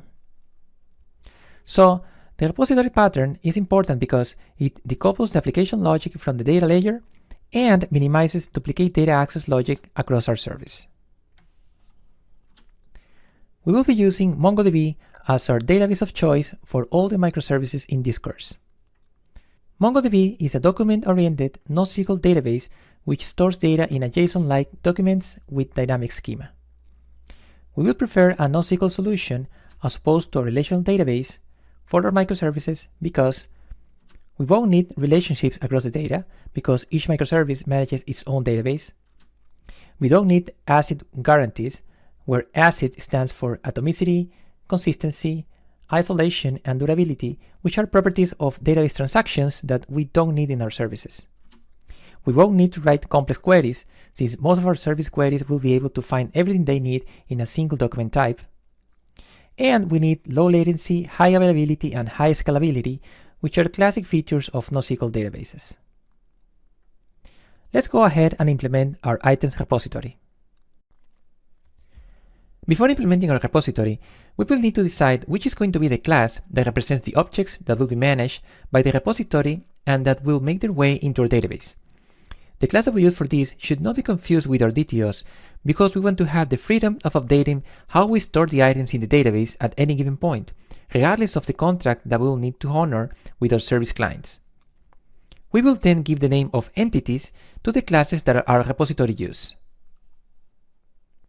So let's start by adding a directory to store these entities. So right click on Play Catalog Service, let's add a new folder, let's call this one Entities. And inside Entities, let's add a new file. And our main entity here is going to be the catalog items. So let's just call this one item.cs. And here, let's go ahead and declare our namespace. It's going to be namespace entities. And now let's declare the class. All right, so our item entity is going to have a GUID, which is going to be the ID. And let me control dot to import the system namespace. It's going to need a name. It also needs a description.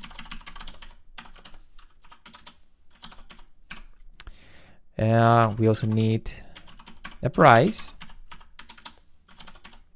And finally, we are going to need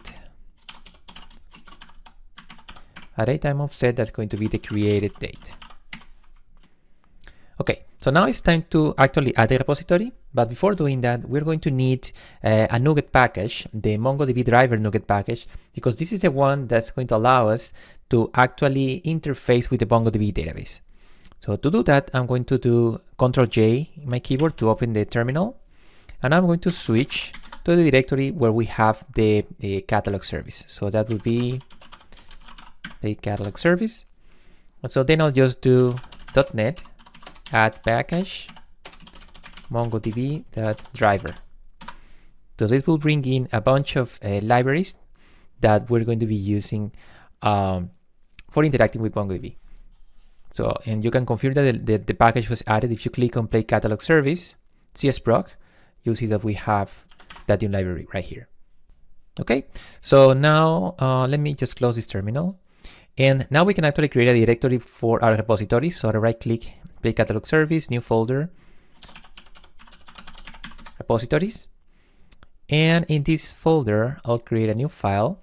Again, since this repository is going to be managing our catalog items, I'll name it items repository.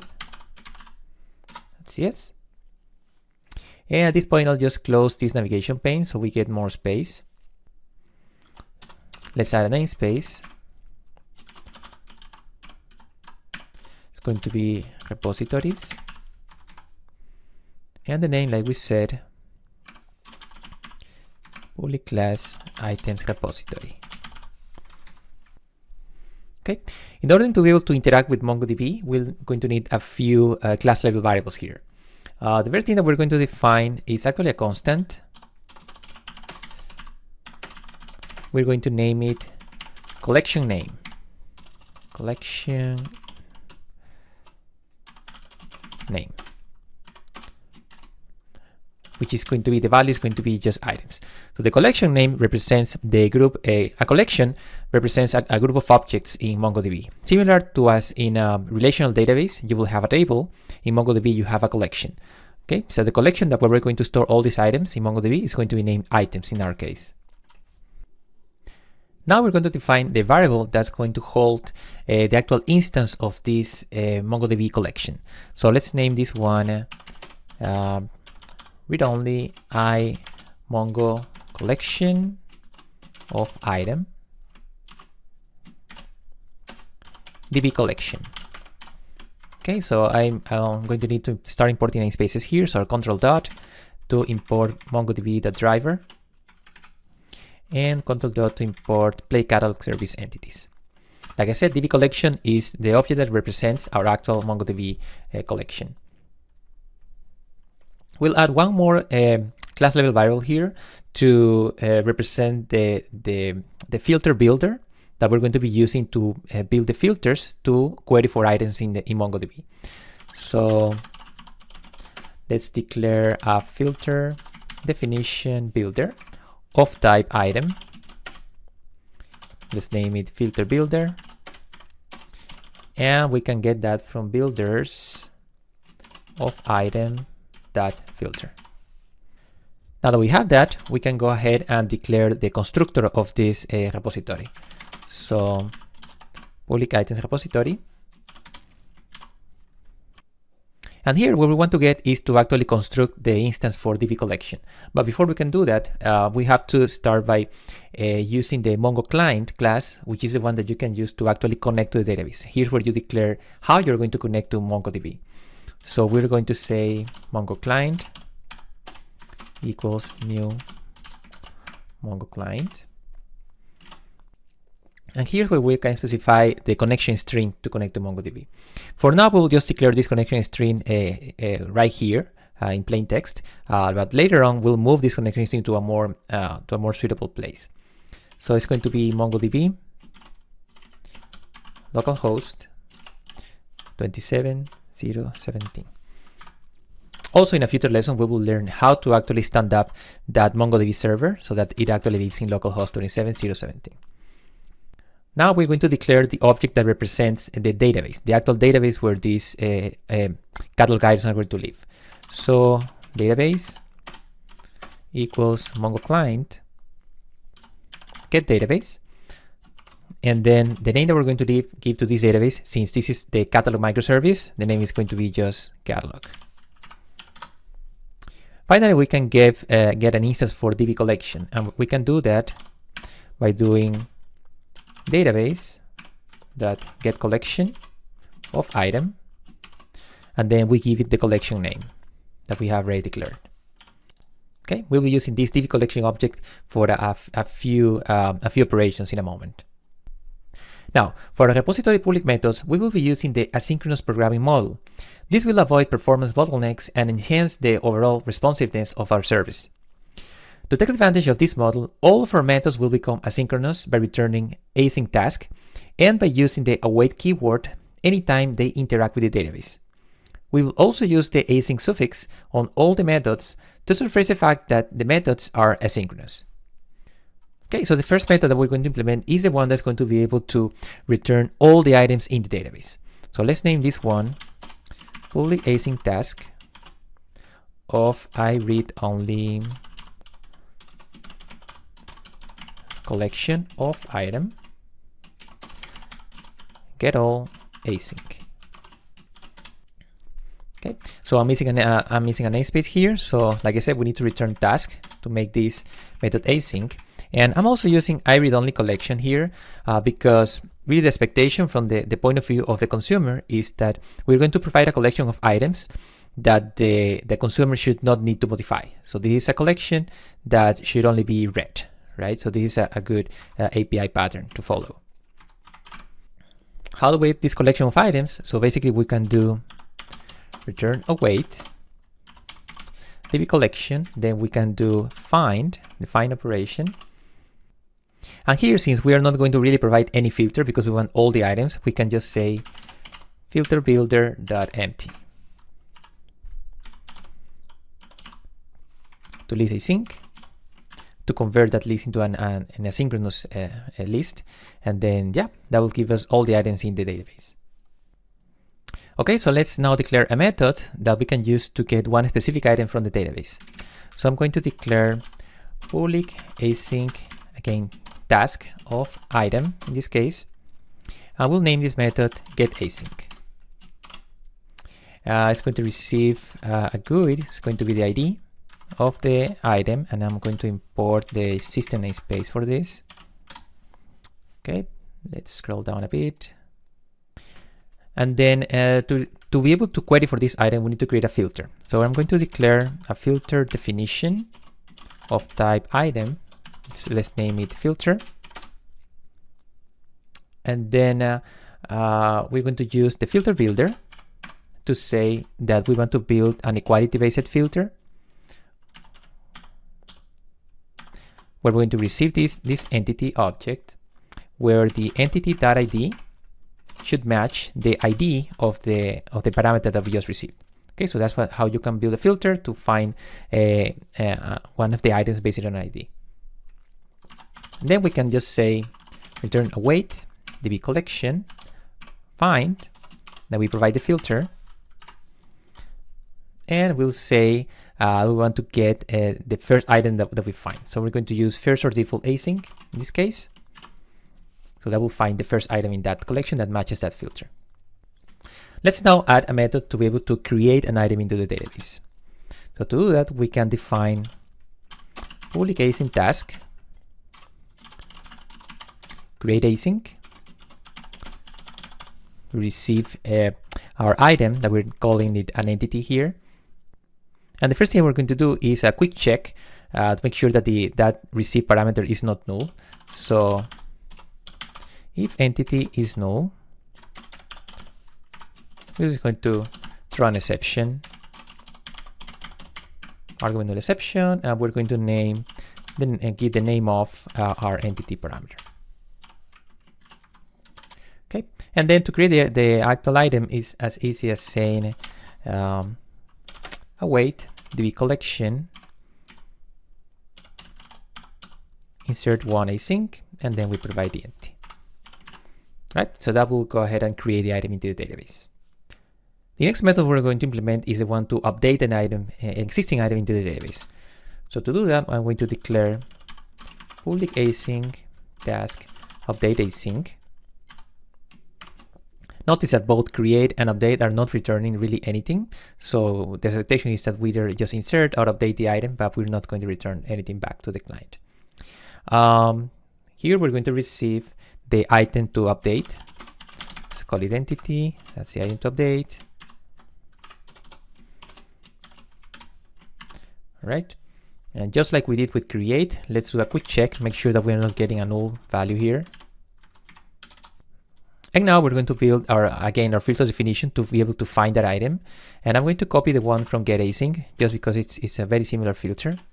The only difference here is going to be that we're going to rename this parameter here to existing entity, just to not confuse with the entity that we're going to use to find the ID. So we're going to say we need to find the existing entity whose ID matches the entity that we received, that ID. So So that's a filter to find the existing item.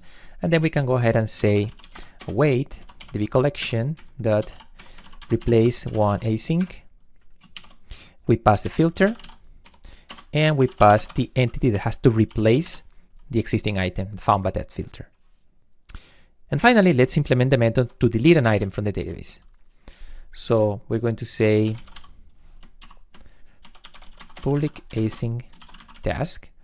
It's going to be remove async. We provide the ID of the item to delete.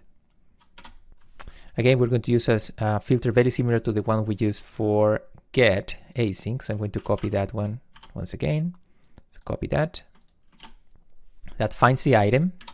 And then we can say await db collection, delete one async, and we pass the filter. Yep, that should go ahead and delete the item from the database. And with that, our items repository is ready. So in the next lesson, we will integrate it with our existing items controller so that it can start querying items from MongoDB. It is time to integrate our new items repository with our existing items controller. But before we can do that, we're going to need a way to translate our new item entities into our existing item DTO, specifically for the purposes of returning these DTOs in our get operations in the REST API. So there's a few ways to do this, but one simple way that we can achieve this is by introducing an extension method. So let's see how to do this. We're going to right click on play catalog service, and we're going to add a new file that we're going to name extensions.cs. Let's add a namespace here. Namespace play catalog service. And here we're going to declare a class that we're going to name just extensions. And in this one, we declare a public static method that returns IDDTO. And this is because all extension methods should be static. And we're going to name it as DTO. So this method is going to receive a current instance of an item entity. Okay, and then let's import namespace control dot play catalog service DTOs and play catalog service entities. Okay, so the purpose is to just turn the item entity into the item DTO. And to do that, we just have to do return new item DTO. And we're going to provide here the different parameters, right? Everything comes from the entity. So item ID, item.name, item description, item.price, and item.created date. Okay, so as you can see, it's a very simple method that just turns an item into an item DTO. We'll see how we use this in our controller. So now let's open up that controller. So in controllers, items controller, and I'm going to close the navigation pane once again to have more space. And the first thing that we're going to do is to actually get rid of this list. We don't need it anymore. And we're going to replace it with a variable for our repository. So it's going to be private, again, read only because we don't want it to be modified after construction. Items repository.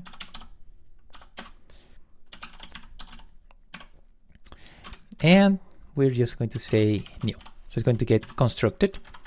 When the controller gets constructed, I'm going to import the right namespace here. So let's start using this items repository here. However, since you remember all of the methods in items repository are asynchronous methods, we will also have to turn all the methods in this controller into asynchronous methods. That way we can have the asynchronous benefits all the way from the controller all the way to the repository and to MongoDB. So to do that, I'm going to turn, let's start with get all. So we're going to turn this into async task of IEnumerable of item DTO. And we're going to append the async suffix to this method. Let's import a missing namespace, 3 tasks. And now to return the items, well, this is what we can do. Items is going to be wait items repository, get all async. Okay, and then from that, we're going to project these items into these item entities into DTOs. But before we can do that, we have to put this into parentheses, and then we can say, okay, so from that, let's do select, and each of the item entities is going to be turned into a DTO via our new asDTO extension method. So that's there you can see how easy it makes it, this extension method, to turn an existing entity into a DTO. And then we just return those items. Okay, so let's go to the next method. So this is get by ID. So once again, we will turn it into async task of action result of item DTO, get by ID async. And then to get the item, what we're going to do now is just await items repository get async, and we provide the ID. And at the end of this method, we can't just return that item entity. We have to say as DTO, so that turns the entity into a DTO. Let's now go for the post method. Let's scroll down a little bit. So once again, this has to be an async task of action result of item DTO, and it's going to be post async task. So instead of doing this, we're going to create an item entity, in this case, out of the properties of create item DTO. So we're going to say var item equals new item, and we're going to start giving it the properties values. So create item DTO.name, description,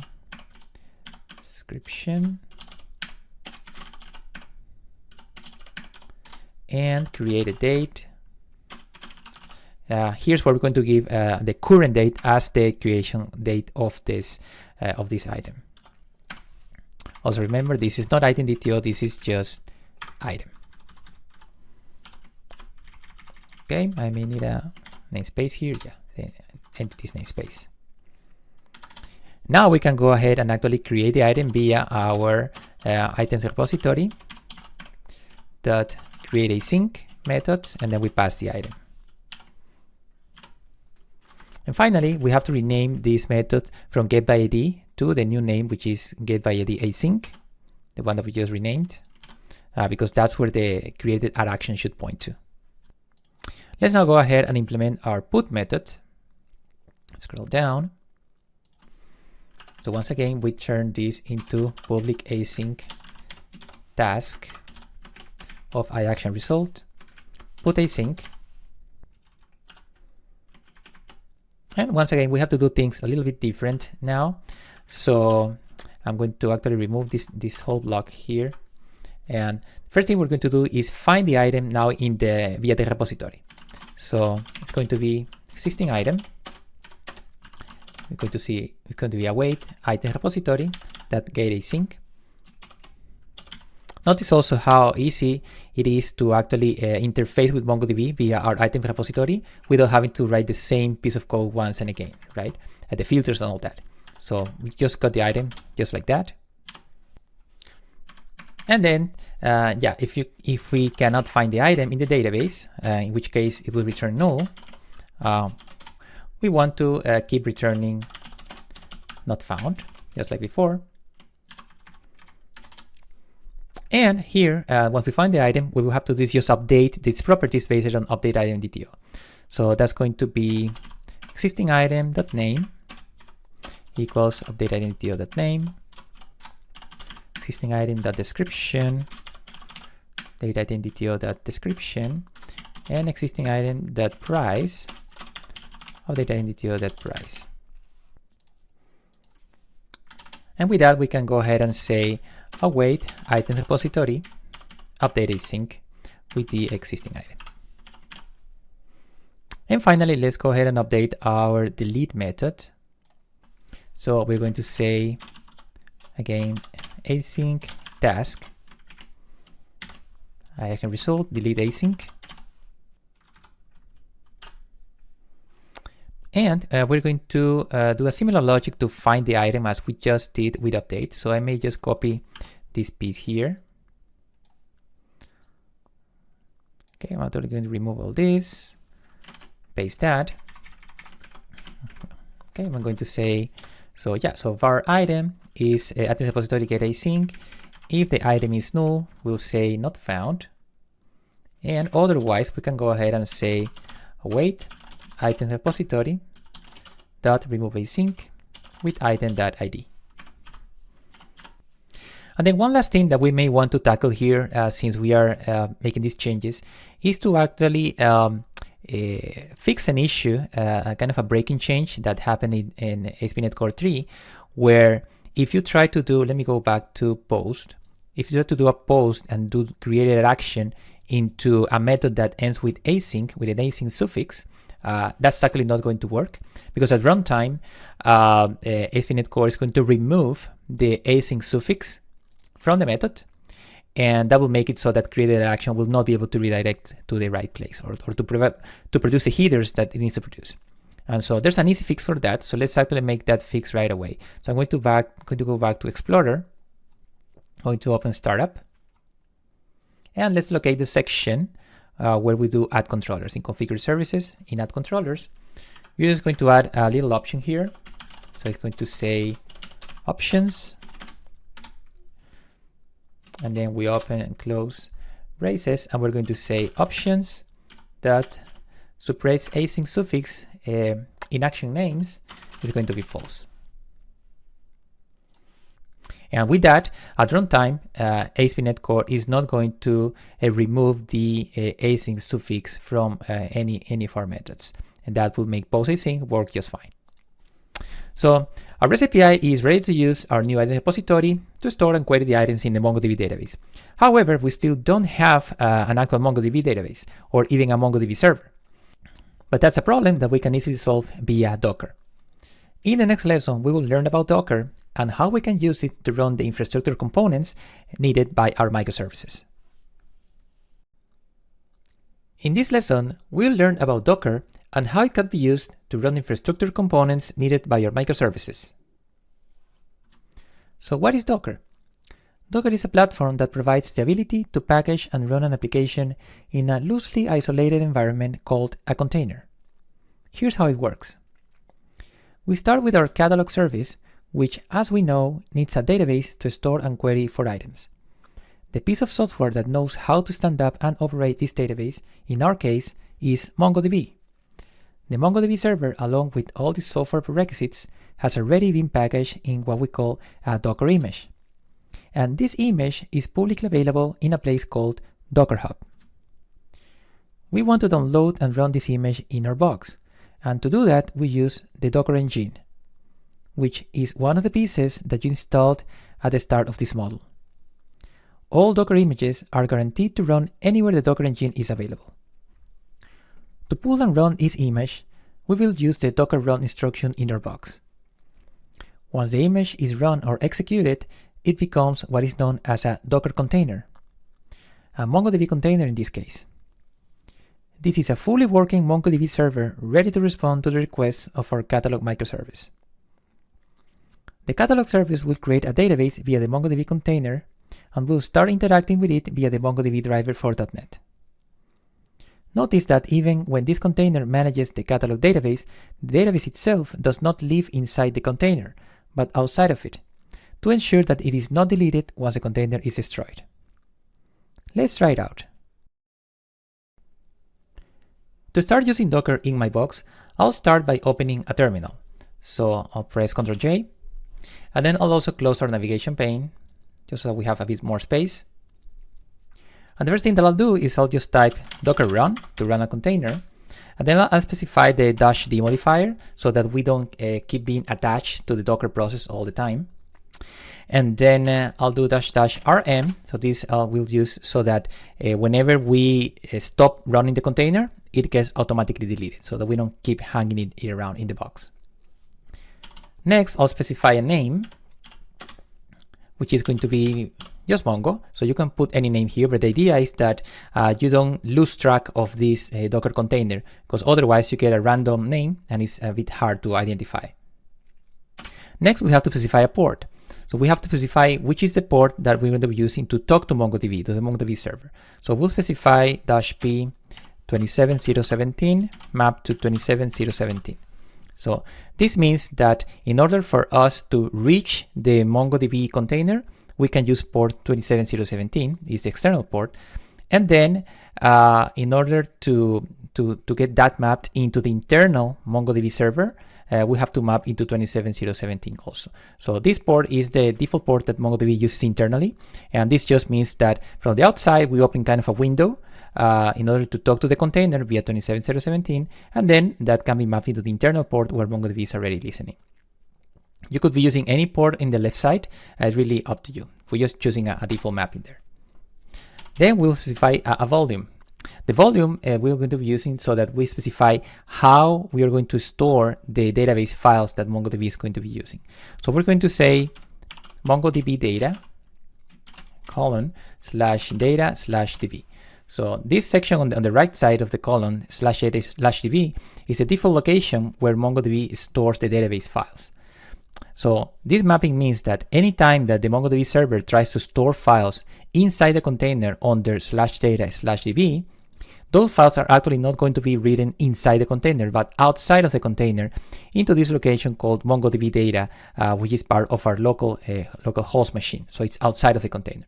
So this is the way that we can prevent those database files from being deleted anytime the Docker container gets also deleted. And finally, we'll specify the name of the Docker image that we want to run. In this case is Mongo. Now I'll hit enter. Now perhaps I'll expand this a little bit more. So at this time, Docker is pulling all the layers of the MongoDB Docker image into my box. Okay, so layer by layer, it gets unloaded just the first time, and this may take a while. But the second time that you do this, and any subsequent time, this is going to be much faster because the image is already there. So if I did that again, it will run instantly. Then we can confirm that the Docker image is actually executing by just running docker ps. As you can see, the Docker image is up and running. It's been running for 14 seconds right now. Okay, so now we can try running our REST API against this Docker container and see how that goes. So I'll hit F5 here. And I'll go to our Swagger page. So the first thing that we can try, just to verify that there's nothing here because it's a brand new database, is our get all items operation. So I'll try it out. I'll hit execute. And as you can see, there's nothing in there. The database is all empty. So next, let's try creating something. So I'll go to our post operation, try it out, and let's try to create something here. So we will go back to our potion sample. So I'll just name this potion, and this is going to restore a small amount of HP, and the price is going to be 5.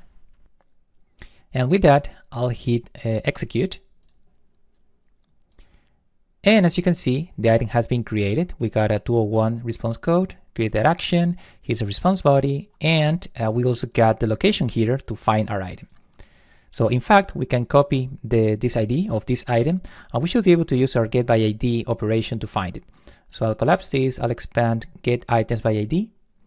I'll try it out, paste the item here, execute, and certainly we can find the item.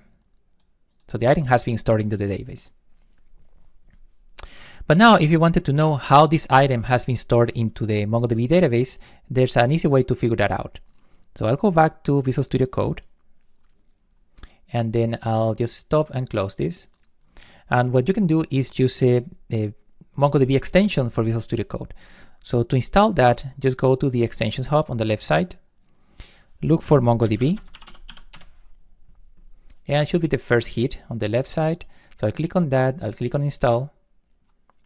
And now there's a new icon showing up on the left side for MongoDB, which I'll click now. And then it should connect straightforwardly into the MongoDB database just by expanding this node for localhost 27017, since it's the default port. It just connected. So I'll expand this. And as you can see, there's a catalog database available right there. So it has been created. If I expand that, there is an items collection available. which is the one that where we are storing our items. And then I'll expand that further. And as you can see, there is one document already created into the catalog database. If we expand that, we can see that there's an item in there. However, if we try clicking on it, let's click on it. What you can see most of the members of the created item, but some of them are not easy to recognize. Like for instance, the ID is not the GUID that we were expecting, and the created date is a bit hard to read. The other elements are there, so potion, description, and price. So how can we get a better, a more friendly, representation of these items like ID and created date? So ideally we want to see something more easily recognizable.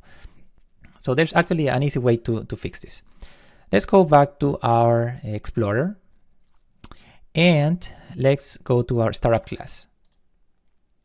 Okay, once again, I'll collapse this. So to fix the JSON representation of our items, we just need to register a couple of MongoDB serializers. We can do this in the configure services method of the startup class. We will talk more about the role of startup in ASP.NET Core Apps in the next lesson, but for now, let's just think of configure services as the place where we register services that can be used across the entire application. So let's scroll down a little bit. Here we are in configure services. And what I'm going to do is just expand this a bit, and I'm going to add Bison serializer. And for this, I may need to import namespace, mongodb.bison.serialization, .register serializer. And here we're going to provide the serializer we want to use. In this case, it's going to be new GUID serializer. And then I'll import MongoDB Bison serialization serializers. And then it's going to be Bison type. And I'll import one more namespace, .string. Okay, so that means that anytime we store any document into MongoDB with a GUID type, it will be stored actually as a string, as opposed to the representation that we were looking at a moment ago. And we're going to do pretty much the same thing for the datetime offset. So in this case, we're going to say, so instead of GUID serializer, we'll use datetime offset serializer. And then this line now says that anytime we store any document with a datetime offset property, it should be stored, that property should be stored as a string. Okay, so save that, and that should be enough to fix our representation of the items in there. However, to not mix things, what I'll do now is I'll actually delete our existing database so that we can recreate it with the proper serialization type. So I'll close this here, and I'll go back to our MongoDB extension, and I'll right-click in the catalog database. Let's say drop database. I'll type the name, enter, and if we refresh this, there should be no database available anymore. Okay, so with that, let's hit F5 once again. Okay, back in Swagger UI. Let's see if we still have the post available here. Yes, we have. So I'll just refresh the page, and I'll go back to post. And once again, we should have no items. So I'll go to get all items, try it out, execute. So there's no items because a new database has just been created because we deleted the previous one. So back into post, I'll try it out, and I'll paste the what we typed a moment ago. So it's a potion, price 5, restore a small amount of HP, and I'll hit execute. And once again, the item has been created with this ID. And this time we'll go back to Visual Studio Code, and let's see how that got stored. So I'll refresh this, right click, refresh, expand catalog, items, documents. And as you can see, the ID, it already looks like a GUID. And if I click on it, and I'll close this a bit, now we have a much friendly representation of the item. The ID is a proper GUID, and the created date is a datetime offset that we can actually understand. So that's the effect of using these serializers in there. So let's continue using our REST API. Let's make sure all the operations are working properly.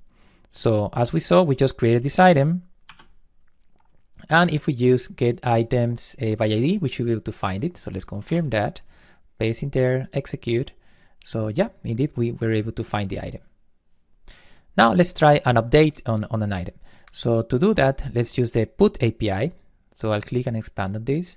I'll say try it out. Let's grab the ID of that item once again. So it's over here. Here's the ID. So I'll paste it here. So we're going to update that potion. And then for the elements of this potion, let's copy also a few of the existing elements. So I'll copy this from our getById route into here. Actually inside there. I'll remove this extra comma. And so the only thing we're going to modify here is just the price of the potion. So instead of being 5, I'll say it's going to be price 7. And I'll hit execute. We're at 204, so no content, successful no content. So this means that the item has been updated. And to confirm that, let's go back again into our getById route. Let's execute again. And as you can see, the price has been updated. So our put route is working just fine. And for the final exercise, let's try to delete this potion, right? So I'll go ahead and copy again the ID of the potion. And let's collapse this and that. And let's go to the delete route. Try it out. Paste here. I'll hit execute. 204, no content. And it's a success. So the item should no longer be there. So I'll try to actually get this item by ID once again. Let's see what happens. As expected, it's 404. It can't find the item. And in fact, if we go to get all items, there's nothing there. So the item was deleted. Okay, so at this point, we have a fully working REST API with all the basic CRUD operations that's working against a MongoDB database. But we still need to polish a little bit the code base that we have so far. So in the next lesson, we will learn about the dependency injection technique and the .NET configuration system. In this lesson, we will learn about the dependency injection technique and the .NET configuration system. What is dependency injection? To understand what dependency injection is, we can start by thinking about a class that uses some other class. For instance, our items controller uses the items repository. When you have this relationship where one class uses another class, we say that this second class is a dependency of the first class. Now, if instead of constructing the items repository object directly as we are doing so far, we receive an instance of items repository in the items controller constructor, then we are injecting items repository into items controller. This is what we call dependency injection. But also notice that the constructor is not exactly receiving an instance of items repository, but instead it receives an interface called iItems repository. This relates to what we call the dependency inversion principle. The dependency inversion principle states that code should depend on abstractions as opposed to concrete implementations.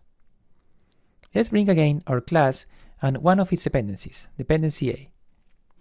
Currently, the class depends directly on dependency A. However, we can change this so that the class instead depends on an abstraction, which in the case of C# is an interface. And then we can have the dependency depend on or implement the interface. Why would we do this? Well, by doing this, our class implementation is decoupled from the dependency implementation in such a way that if we ever decide to switch to a different or updated dependency, our class does not need to change at all. The only thing that the dependencies need to do is to implement the interface that our class depends on. So, by having our code depend upon abstractions, we are decoupling implementations from each other. And this also makes our code cleaner, easier to modify, and easier to reuse. Now that our code is decoupled from these dependencies, we have a new problem. How and who is going to construct the dependencies? Imagine once again that we have our class, which depends on an interface implemented by dependency A. Since our class cannot construct the dependency directly, because it only knows about the interface, a third actor comes into play, which is called the service container, which in ASP.NET Core is known as iService Provider. During application startup, which typically happens in startup.cs in ASP.NET Core apps, we would register our dependencies with the service container, and this one in turn builds a map of all the registered dependencies. Then, eventually, when our class needs to get constructed, the service container first finds, constructs the dependency, or reuses it if it already has been constructed, and then injects it into our class as it creates our class instance. This is very powerful because you could even have dependencies that depend on other dependencies, but as long as they all have been registered with the service container, they will all be resolved properly whenever any class needs them during the application lifecycle. Let's also talk about configuration. At this point, our service is able to talk to our MongoDB database via the host and port information that have been hard-coded in our service implementation. However, this is not ideal, since eventually the MongoDB Docker container will live outside of our local box, where localhost will likely not make sense and port 27017 is not guaranteed to be available. Luckily, ASP.NET Core supports a few configuration sources that are able to store and provide such configuration details to our service when needed. One of the most popular sources, especially for local development, is the appsettings.json file, where we can store all sorts of configuration information that we expect could change across environments, like the database host and port. And the good thing is that, just like this one, there are several other sources like command line arguments, environment variables, local secrets, and even the cloud. All these configuration sources are automatically read for us and loaded into the configuration system during host startup, which is configured in the program.cs file in ASP.NET Core applications. And from there, we can get access to them typically in our startup.cs file. Let's now update our catalog service to take advantage of both dependency injection and the ASP.NET Core configuration system. In order to start using dependency injection in our microservice, we will need to start using interfaces as opposed to concrete types when constructing dependencies. Let's start by updating items repository so that it implements an interface that we can use in items controller. So let's go to our repositories directory, items repository. And then what we want to do is to extract the interface that represents items repository. And we can do that by clicking on items repository. And as you can see, there's this yellow light bulb over here. You can click on that one, and then you can click on extract interface. By doing that, as you can see, the full skeleton of the interface has been extracted out of the items repository class, and items repository is now implementing items repository, our new interface. We also want to have the interface living in its own file just to follow some good code organization across our microservice. What I'll do is I'll click on items repository, I'll click on the light bulb, and then I'll click on move type to items repository.cs. Now items repository lives in its own file over here on the left side, items repository in the same repositories directory. And so with that done, we are able to start doing dependency injection of items repository into the items controller. So I'll open the controllers directory. I'll go to items controller. I'll scroll up all the way to the start of the class. And I'll start by updating our items repository definition here so that we actually use items repository as opposed to item repository. And I will not create an instance right there. It is time to introduce a constructor for this controller. So I will do public items controller. And here's where we are going to inject the items repository dependency. So items repository. And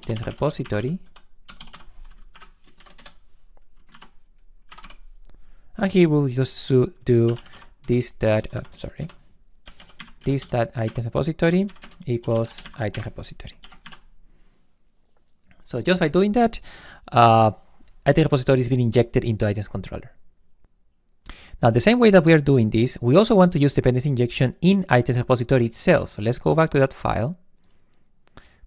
Because we don't want to be constructing the Mongo client like we're doing it here. We want to just receive an instance of our Mongo database or iMongo database directly as a dependency injection. So what I'll do is I'll just declare in items repository an iMongo database object, and we'll say database. And with that, we will get rid of these 2 lines. So now items repository is ready to receive an instance of database via dependency injection. However, now that we have removed those lines, we need a way to actually construct this database object and configure it. So let's go into the configuration part of this now. To configure the host and the port that our service needs to connect to, what we can do is to declare these settings in our app settings.json file. So let's go to app settings.json. And here's the ideal place for you to declare these kind of configurations that could change with different environments. So what I'll do is I'll open up another section here. Let's call it MongoDB settings.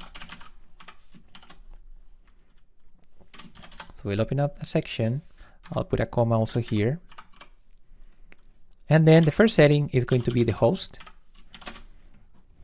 which in our case, since we're running against a server in our local machine, is going to be just localhost. And the port is going to be 27017, the default port and the one that we've been using in our Docker container. We are also going to add another settings section to define our service name. This service name is going to be used across a few places in our microservice. So let's declare that just on top of MongoDB settings, we will name it, this section is going to be service settings,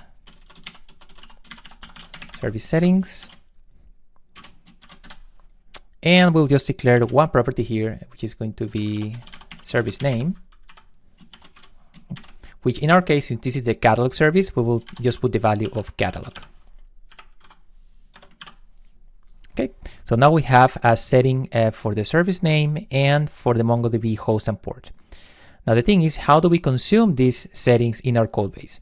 So there's a couple of ways to do that, but I think the most straightforward way is to define a class that represents each of these 2 settings so that then our code base can start using them right away.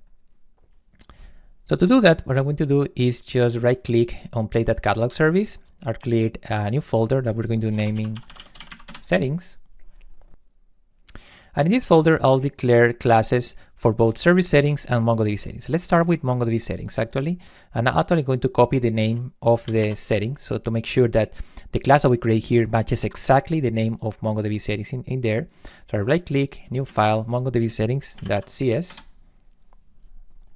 Let's declare a namespace. It's going to be play catalog service settings. And let's declare our class, MongoDB settings.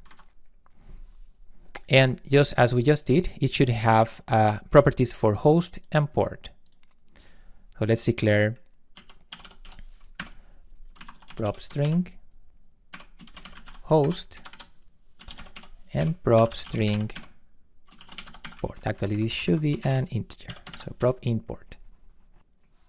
And then since we are not planning to change these settings after the microservice loads, we will switch from this setter from set to init. So that will prevent anybody on any piece of the code to modify the values after they have been initialized. Next, we're going to also declare another property, kind of a calculated property, that's going to define the connection string to MongoDB. So we're going to declare public string, connection string, and we'll do a little bit of string interpolation here, where we're going to declare MongoDB,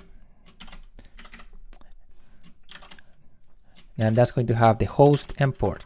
So the host comes from our host property, and the port comes from our port property. Okay, so this is what we call an expression body definition. So it's a property defined directly by the value on the right side. Right, so we have a connection string there. The next thing we need to do is define a type class for service settings. So I'll copy the name of service settings here. And then again, I'll right click settings, new file, service settings.cs. Declare again namespace, catalog service settings, public class service settings, and the only property that we have for this one is a service name. So prop string service name. And again, this will be init. Now that we have all this defined, it's time to start constructing all these services, constructing and registering and constructing all these services that we'll be using for dependency injection, and also taking advantage of configuration. So to do that, we'll go to the startup.cs file, and I'm going to collapse this to get a bit more space so we can see. And the first thing that I'll do is I'll go to the top of the startup class, and I'll define a variable, a class level variable for our service settings, just because we'll be using it in a few places across the subsequent lessons. So private service settings, and I'll have to do control dot to import play catalog service settings. All right, and then just before adding controllers, I'm going to open a section here where first we're going to retrieve the value of those service settings. So what we're going to do is service settings equals, and here's where we access the .NET configuration system, where we'll be at the configuration property that we have available right here at the top, configuration. So we're going to say, okay, so configuration, we're going to get section. So we want to get the section that has the name of our service settings class. So this is what we wanted to make sure that the class is named exactly as the name of the configuration. And when we have gotten that, we're going to turn it into the actual type. So we're going to say .get service settings. There. So with that, we are deserializing the value of service settings that has already been loaded into the .NET configuration system into this service settings variable here. The next thing we're going to do is to construct our MongoDB client. To do that, we're going to be using our services collection. So we will do services, which is we received in the as a parameter to configure services. We're going to say add singleton. Add singleton allows us to register a type or an object, and makes sure that there will be only one instance of this object across the entire microservice in this case. So any class that needs it will get this one instance so they can use it. So here we're going to receive the service provider. Okay, so now we'll open an expression here, and I'll close this with that. And just like we did with service settings, we're going to now define or retrieve our MongoDB settings. So I'm actually going to copy this section here, and we're going to say this is going to be MongoDB settings. Okay, so is configuration get section name of MongoDB settings, and then we will again convert it into the actual MongoDB settings type. Now that we have the settings, we are able to construct the Mongo client, which, like I said before, is the class that we need to use to actually connect to MongoDB. So we will say Mongo client is a new Mongo client, and I'll import MongoDB driver here. And here, what we want to pass is the connection string. So to pass the connection string, we will do MongoDB settings connection string. And finally, now that we have the Mongo client, we can get the instance of the database object that we care about. So we will do return Mongo client get database. And then what's the name of our database? Well, the name of our database is going to be the one that we define for the service name. Service name is catalog. Our database will be just catalog. So service settings, that service name. And that's it. So with this section, we have defined a singleton object that represents an iMongo database that's going to be injected, as you remember, into items repository over here. Is going to be landing over here, iMongo database. So here's where we're constructing and registering it with the service container. And then one more thing that we need here is to also register the items repository dependency. So we're going to be doing services that add singleton, and then we will use our new items repository interface, and then I'll import the play catalog service repositories namespace, and then the concrete type is going to be items repository. Right. So this registration is a bit different than the previous one, because in the previous one we're explicitly constructing our Mongo client and the Mongo database before registering it with the service container, while in this case we're just declaring which is the type that we want to register and which interface it implements, and the ASP.NET Core runtime will take care of constructing that instance whenever it is needed. So we should be ready to try this out, but what I'll do is I'll place a few breakpoints so we can see how things start lighting up as they do.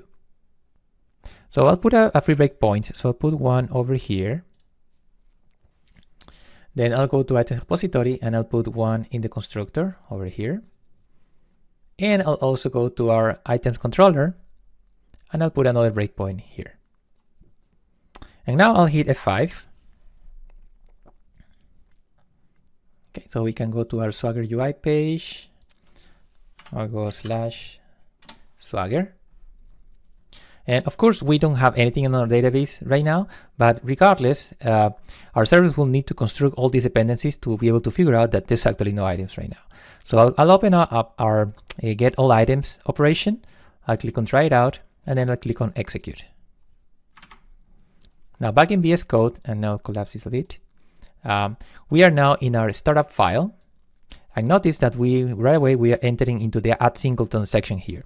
This is because so there is one or more services that need these MongoDB objects. So if we inspect the value of MongoDB settings, we can see that we already have defined the host port, and the calculated connection string is right there. And that's what we are using to feed into the Mongo client connection string. We should also have a value for service name here from service settings, has been read from configuration, and it's been used to get the database that we're going to be using. This database will be constructed the first time, and the next time it will be just reused. So I'll hit continue here. And now we are into items repository, which now is able to retrieve that instance of the iMongo database object that has been constructed and it's been injected here, and it is via that one that is going to be able to retrieve the items collection that's going to be used across the items repository. Then I'll click continue, and now we are in the items controller, which is now able to receive that injected items repository that is going to also be used for all the operations. I'll click continue, and we're back into play catalog service, the Swagger UI, which of course it says that there's no items right now, but we know we can easily go ahead and start creating items, updating items, and all these things with the Swagger UI. But yeah, so the dependency injection is configured and the configuration system is enabled too. So we have reached the end of this model with a fully working, decoupled, and configurable microservice that is able to store and query for our catalog items in a MongoDB database. In the next module, we will introduce our second microservice, and we'll be learning about the multiple challenges of having microservices talk to each other. This module is an intermediate step to get ready to build our future microservices. We will learn about a few new tools that will help you as you start working with more microservices, and we will build a useful library that we will use in future models. Here's what you will achieve after finishing this module. You will learn how to use Postman as an alternative to Swagger UI to interact with your microservices. You will generalize the items repository so that it can be used with any future entity. You will create a NuGet package where you will place all common classes that you would like to reuse in future microservices. And finally, you will use Docker Compose to simplify how to run MongoDB and the multiple infrastructure services to be used in future models. Let's get started. In this lesson, we will learn about Postman, which is a popular API client that we will be using starting with this module. Postman will allow us to interact with our microservices REST APIs without having to open a browser to navigate to the Swagger UI page of each of the services. In addition, it will offer us a few additional capabilities that will prove useful across this course. The only additional tool required starting with this module is the Postman client, which you can get at this location.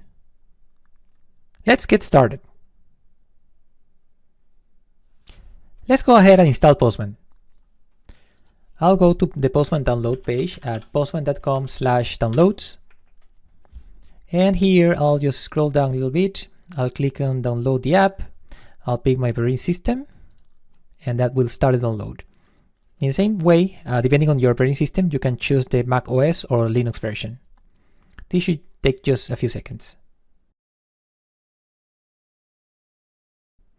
Okay, so it's downloaded. I'll click on the installer. And yeah, the way that the installer works for Postman is that it will just pop up this screen here. So it's already installing the application. It will take a few seconds, and then the Postman UI will just pop up in your screen. Yep. And here it is. And so at this point, you have the option to create an account with Postman if you want to keep track of your collection, settings, and a bunch of things that you may be interested in. But in our case, we really don't care about that at this point. So I'll just click that link at the bottom side here, skip signing in, and take me straight to the app. So I'll just click on that. And then we are in the Postman user interface.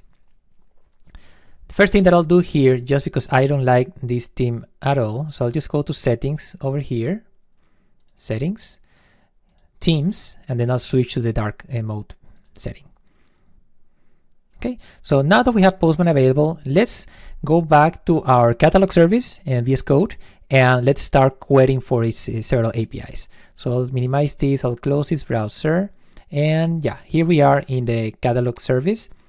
And then, yeah, I'll just do F5.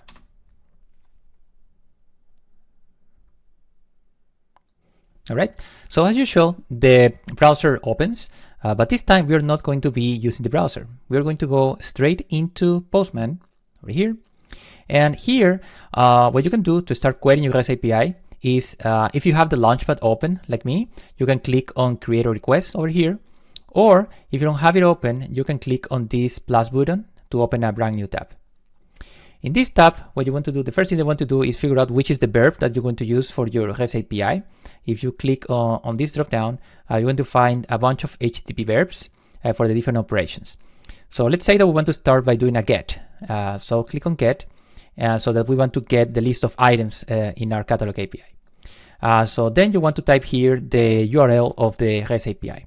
And if you don't remember the host where you're running your web server, you can easily find that out by going back to Visual Studio Code. And here you can find that that URL either right here in the debug log, where it says now listening on, is right here. Or you can also find it if I scroll down this a bit, and then you open properties, launch settings.json, is right here close to the bottom, where it says application URL is over here. So HTTPS localhost 5001. So I'm going to copy that and back into Postman. And so I'm going to paste that over here. And then what you want to do is add the route for our controller. So once again, back in Visual Studio Code, if you open controllers, items controller, you're going to find our route right here. So route is items. To copy that, back into Postman, and I'll say /items. And with that, you can just hit send, and that's going to query the REST API. Now, if you get an error, like the one that I'm getting down here, which says SSL error, unable to verify the first certificate, this is actually expected. It's a default verification for the certificate of your web server. Since we are using a self-signed certificate that comes bundled with ASP.NET Core, that's not really a friendly certificate for Postman, but it is okay to get past that verification because it's just a local web server for development purposes. So what I'll do is I'll just click on disable SSL verification.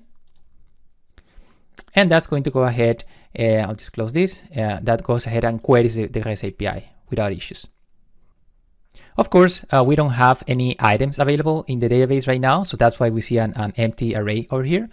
But we can actually try out to create a brand new item.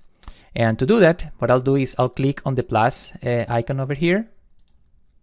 which opens a new tab. And I'll switch from get into post. And once again, I'll paste our entire route here. So I'll copy from get, I'll paste it here in post. And then what we want to do is go to the body section over here. And we want to choose raw. And at the end of this section, I'll pick JSON. So I'll open up this. And here we can define the body that we want to send to this post request. So I'll open up a section, a JSON section here, and I'll start typing the elements for creating, in this case, an item. So if you remember, the elements are a name. So we need a name. And let's say we go back to our potion example. So I'll just say potion. Then we need a description. So description is going to be restores a small amount of HP. And finally, we'll set up a price, which is going to be, let's say, 5. Okay, so with that done, I'll do this. I'll go ahead and hit send. And as you can see, the item has been created. Okay, we have an ID. And if we wanted to, we can now go back to the get tab here, and we can query for items once again. So I'll click on send, and now we can get items. So just like this, you can keep going on and using the rest of our REST API operations by opening new tabs and opening and using the different verbs over here. However, each of these times you'll have to remember what to put exactly on both on the URL and, in the case of post, for instance, the body and the elements that you want to use for the payload to send in that body, right? So what if you don't remember exactly what to put in all of these cases? So what I'd like to do is just show you another way to do this to simplify a little bit this overall process. So what I'll do is I'll just right click here and I'll close all tabs. So actually I'll say cancel. Let me close this, don't save, close that. So one thing that you can do if we go back into our browser over here is we can go ahead and find the OpenAPI specification for our API. So if I go to /Swagger, hit enter, we're back into our Swagger UI page, but this time we're not going to use any of these methods. What we're going to do is click on this, if you can see this swagger.json link over here. I'll click on it, and this opens the OpenAPI specification. So this describes the entire REST API in a standard way. So what I'll do is I'll copy this entire URL, and then I'll go back to Postman, and I'll go into the import button over here. I'll click the link section, and then I'll paste that URL over here. Click continue, and finally I'll just say import.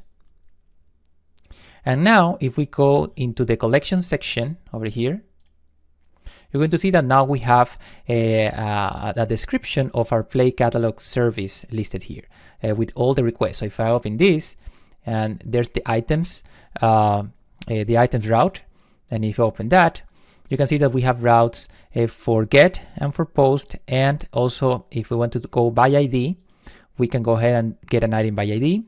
We can do the put, which requires an ID, and we can do also the delete. So this time, if you wanted to get all items, what I can do is just click on get items, and then that's going to open a tab with an already filled in verb and URL to go ahead and request the items. However, you're going to notice one new thing here, which is the base URL. So the base URL represents really the root of your, or where you're hosting your REST API at this point. So this is the localhost 5001 section. So Postman just doesn't know that information just yet. He just knows about the routes and the payloads. So to fill in this variable here, base URL, what you can do is go back to Play Catalog Service over here, click on these 3 dots, click on Edit, and then you go to the variable section here, and then you want to put a value for current value. So what I'll do is I'll just put HTTPS localhost 5001. Okay, I'll also put that in initial value. This is what somebody else that wanted to reuse your Postman collection would have as an initial value if they wanted to. So I'll just keep the same value for both of them. So then I'll just hit update.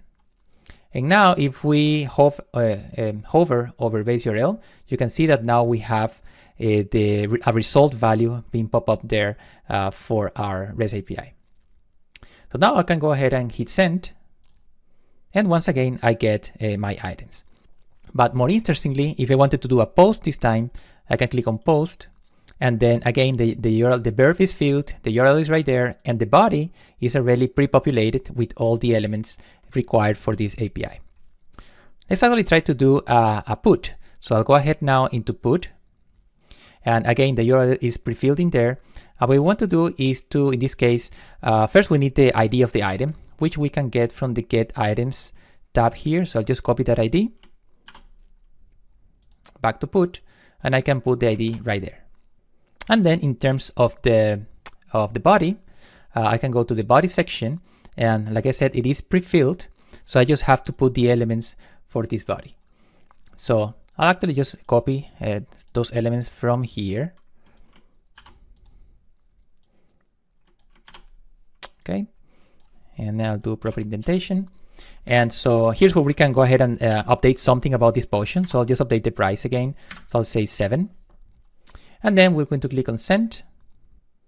And we got our response, 204 no content, meaning that it succeeded. And so now we can actually try, let me copy the ID of this item.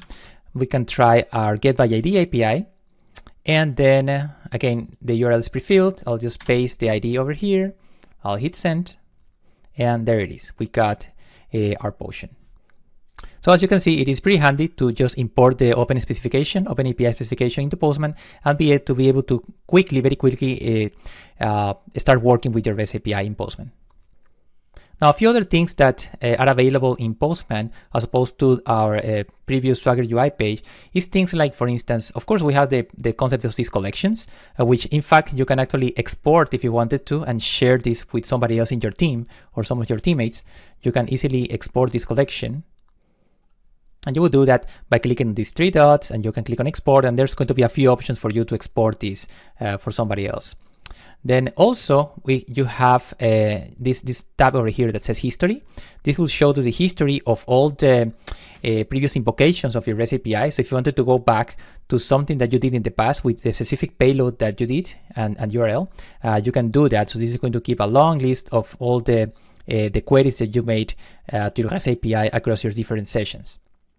There's also this concept of environments over here, which you can use to define the different environments where you want to invoke your REST API. So if eventually you're not just running in your local host machine, but perhaps you have deployed this to some cloud environment, you can define variables over there so that you don't have, so that for instance, the base URL automatically changes as you change the environment that you're specifying over here. That way you don't have to keep opening more and more tabs for the different environments.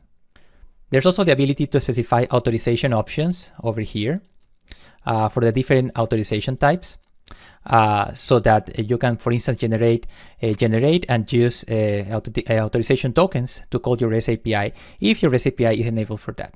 That's actually something that we will look at in a future model. Okay, so now that we have done that, one more thing that we want to do is to, since we are now going to be using Postman, we don't really want to be opening browsers all the time. So how can we prevent the browser from keep opening every single time? So I'll have to just go back to the browser, and I'll just close this. And then I'll go back to Visual Studio Code, and well, I'll stop and close this.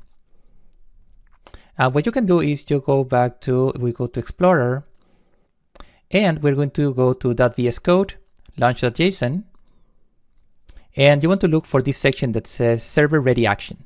So this section here is the one that Visual Studio Code uses to define if they wanted to open a browser after something happens with the web server. In this case, it's just looking for the message that says now listening on.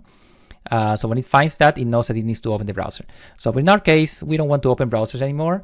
We'll find with Postman. So we're just going to remove this section. Delete. And now if I do F5, okay, no browser is going to open we just stay here. But as always, you can just go to Postman and start querying the API like we already did. Okay, so that's it for this lesson. And in the next lesson, we will start extracting a few of the classes that we are using in Catalog microservice into some shared components that we can use in our future microservices. In this lesson, we will learn about the need to reuse common code across microservices and how the NuGet Package Manager can be used to package and share code across services in a straightforward way. One of the things that you will likely realize as you start building more than one microservice is how much code starts getting repeated between each service implementation. For instance, our catalog microservice currently has a repository implementation for querying and storing data in its MongoDB database. It also has a couple of settings classes to more easily use the different service configurations that are stored in our app settings.json file. Eventually, we will also add classes to interact with our service broker, code to add instrumentation to the services, and likely some more code that is not directly related to the purpose of the microservice. The problem with this is that as soon as we bring in our second microservice, the inventory service, we would likely need to copy to it that same code with very little modifications. This is time consuming and goes against the don't repeat yourself principle, which states that every piece of knowledge must have a single, unambiguous, authoritative representation within a system, which in our case means that our common code should live and be maintained in a single place. Therefore, we could be tempted to keep our common code in one of our microservices and have all the other services simply reference that project to get access to the common code. However, this is not a good idea because microservices should be independent of each other to ensure each of them can evolve quickly and have no ties to the internal implementation of others. We can solve this problem by introducing a new library project that we will call the common library, and then we can extract all the common code into it. The common library becomes the single place where we have all the code that is not specific to any microservice, and therefore is the single place where we will perform any updates to it when needed. But then, how can we make the code in this new common library available to our microservices? We could have our microservices add a direct reference to the library project file. But that's not a good idea because as new members join our team, each of them might want to work on one microservice or the other, or even in the common library, and therefore they will only grab the code base for the project they are interested in, but not the code bases of all projects all the time. Plus, eventually, each microservice and the common library should get their own independent source control repository where they can be tracked and built independently. So, if the microservice projects can't access the common project directly, what can they do? Here is where we can use NuGet, which is the package manager for .NET. With NuGet, we can execute a simple command like .NET pack to bundle all the output files from the common project into a NuGet package. A NuGet package is nothing more than a zip file with a new PKG extension that contains all the files that are to be shared with other projects. Now, each of our microservices can reference the NuGet package to get access to everything that the common library has to offer. And the good thing is that microservice projects don't need to know where these NuGet packages are hosted. We will initially place the package in our local machine, but eventually you will likely want to host them in a cloud-based location, either accessible just by your team or by anybody on the web. The important thing is that regardless of the location, you won't have to change how the microservices access the common code. With our new common NuGet package, our common code is now maintained in a single place, and the time to build new microservices is significantly reduced. In the next lesson, we will extract our current common code into a new common library, and we will produce our first NuGet package that the catalog microservice and every future service will be able to reference to get quick access to the common code. If we take a look at our items repository class over at repositories, items repository, we will notice that there's a lot of code here that we will need to reuse in future microservices. And the same goes for our settings classes over in the settings directory, MongoDB settings, service settings. We can certainly reuse these in future microservices. But before we can move anything to a new shared library, we will need to do some good refactoring to keep the generic pieces separated from what's really needed in the catalog microservice. So let's start by looking at our items repository. And if we take a closer look at what's going on here, there's one piece that's really repeated a lot across this class, and that is the use of the item entity. The item entity is being used in several cases, like for instance in getAllAsync is being used to return the items that are going to be queried. And we are also filtering by the ID of this item in both in getAsync method and also in the updateAsync method. We're filtering by the ID and also in the removeAsync method. So we need to find a way to generalize the use of this entity so that it can be used, in, like I said, in a more general way in this repository. So let's actually go to the item entity. So right click, go to definition. What we're going to do here is to actually extract an interface out of this item class to narrow down the pieces that we really need to generalize about the item. So what we're going to do is just click on the light bulb and say extract interface.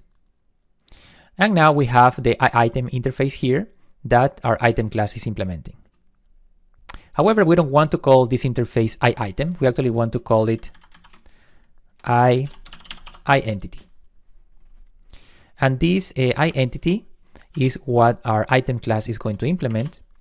But also, we don't want to have all these properties in the interface, but only the ID.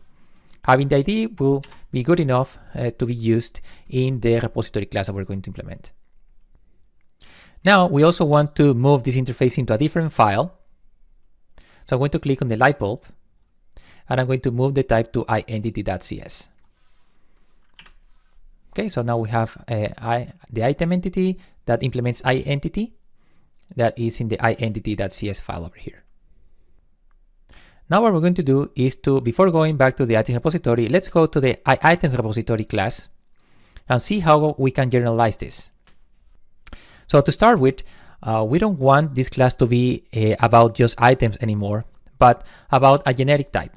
And the way that we can do this is by renaming this interface into, instead of iTems repository, it's going to be iRepository.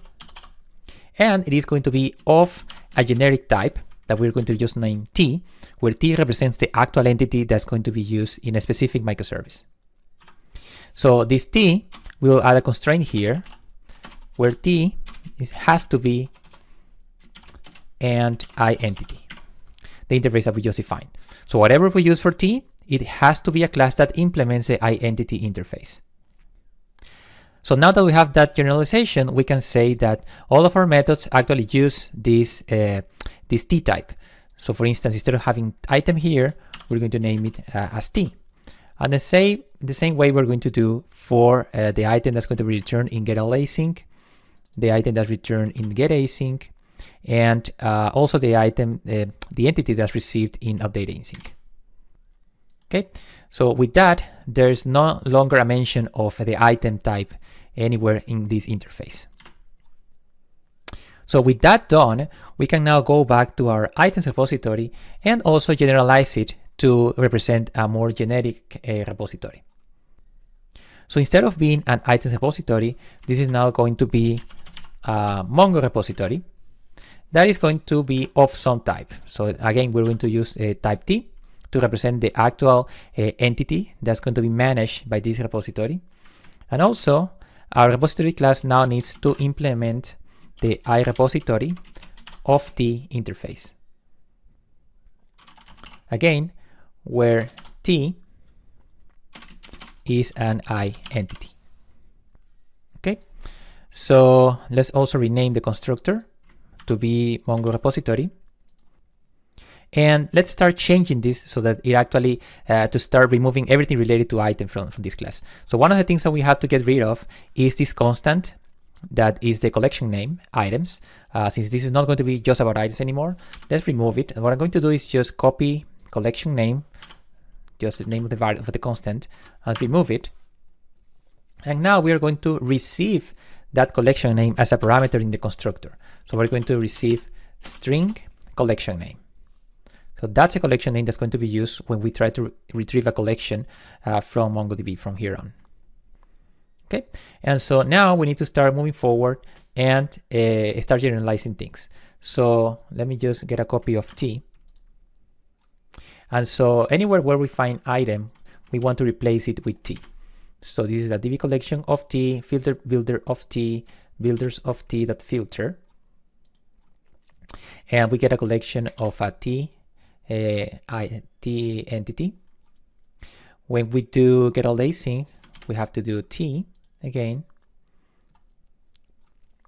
And again, when we do the filtering, so get async of T over here, it's all generic. Also create async should be T. Update async should be also T. Filter definition of T. And notice that since our interface has the ID property, it doesn't really care that it doesn't know what's a real item, as long as that the real entity, as long as that entity implements entity, it is able. We know that there's going to be an ID property, a GUID ID property that we can filter by. And finally, let's change our remove async to also deal with just with T. All right. So just to confirm, let's make sure we don't have item anywhere in this file anymore. Yep, there's no more item here. So let's also rename the file, by the way. So this should be Mongo repository.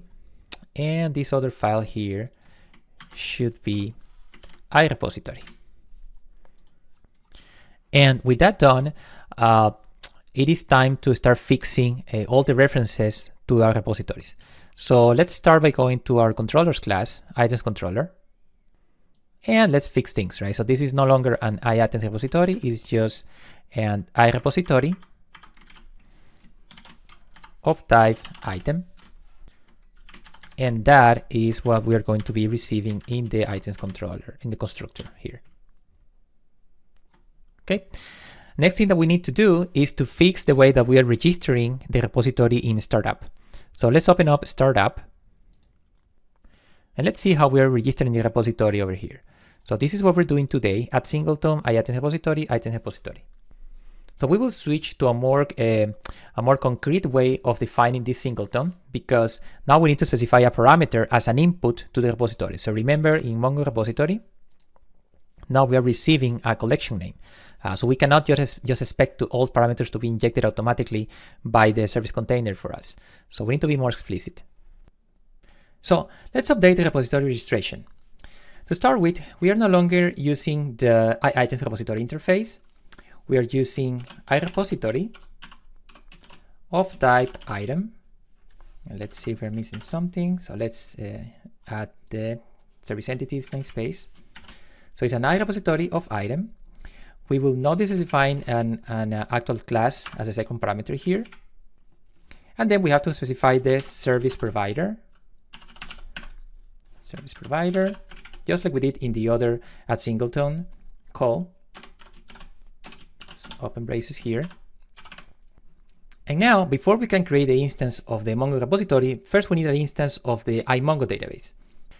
Because remember, we actually registered an iMongo database in the previous at singleton call. So how can we get an instance of such a registered service? So that's where you can use the get service method of the service provider. So just like this. So var database equals service provider that gets service iMongo database. Okay, so anytime that you need to get an instance of a service already registered in the service container, like we did with iMongo database, you just need to call get service on service provider, and this will work as long as that service has been registered before the call that you're going to make here. And then having that iMongo database instance, we can now return our new Mongo repository of type item. And then we need to provide two parameters. The first one, the database, the one that we just got, and then the collection name that so far is been just items. Okay, so that should do it. Let's make sure everything is building successfully. So I'll do Ctrl+Shift+B. And indeed, everything is building just fine. So at this point, we have generalized our repository class so that it can be used with any type of entity. However, it feels like we're writing too much code on startup to register the MongoDB related classes, because look at this. We have to do register serializers. We have to do the singleton registration for the Mongo client, for the Mongo database, and then the other singleton for the repository. So in the next lesson, we will introduce a couple of handy extension methods that will simplify things quite a bit for this and for future microservices. So let's take a quick look at everything that we have to do in order to use our Mongo repository so far. So here I am in the startup class, and the first thing that we have to do is register the BSON serializers in order to change the way that we store GUIDs and datetimes. Then we have to get the MongoDB settings, the MongoDB settings section from app settings.json in order to construct our Mongo client. And then we can create our iMongo database that we registered as another singleton.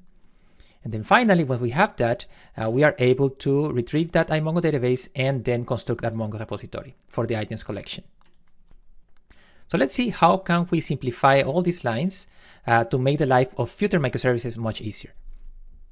What I'm going to do is create a new extensions class inside the repositories directory. So I'm just going to right click here. I'm going to create extensions.cs.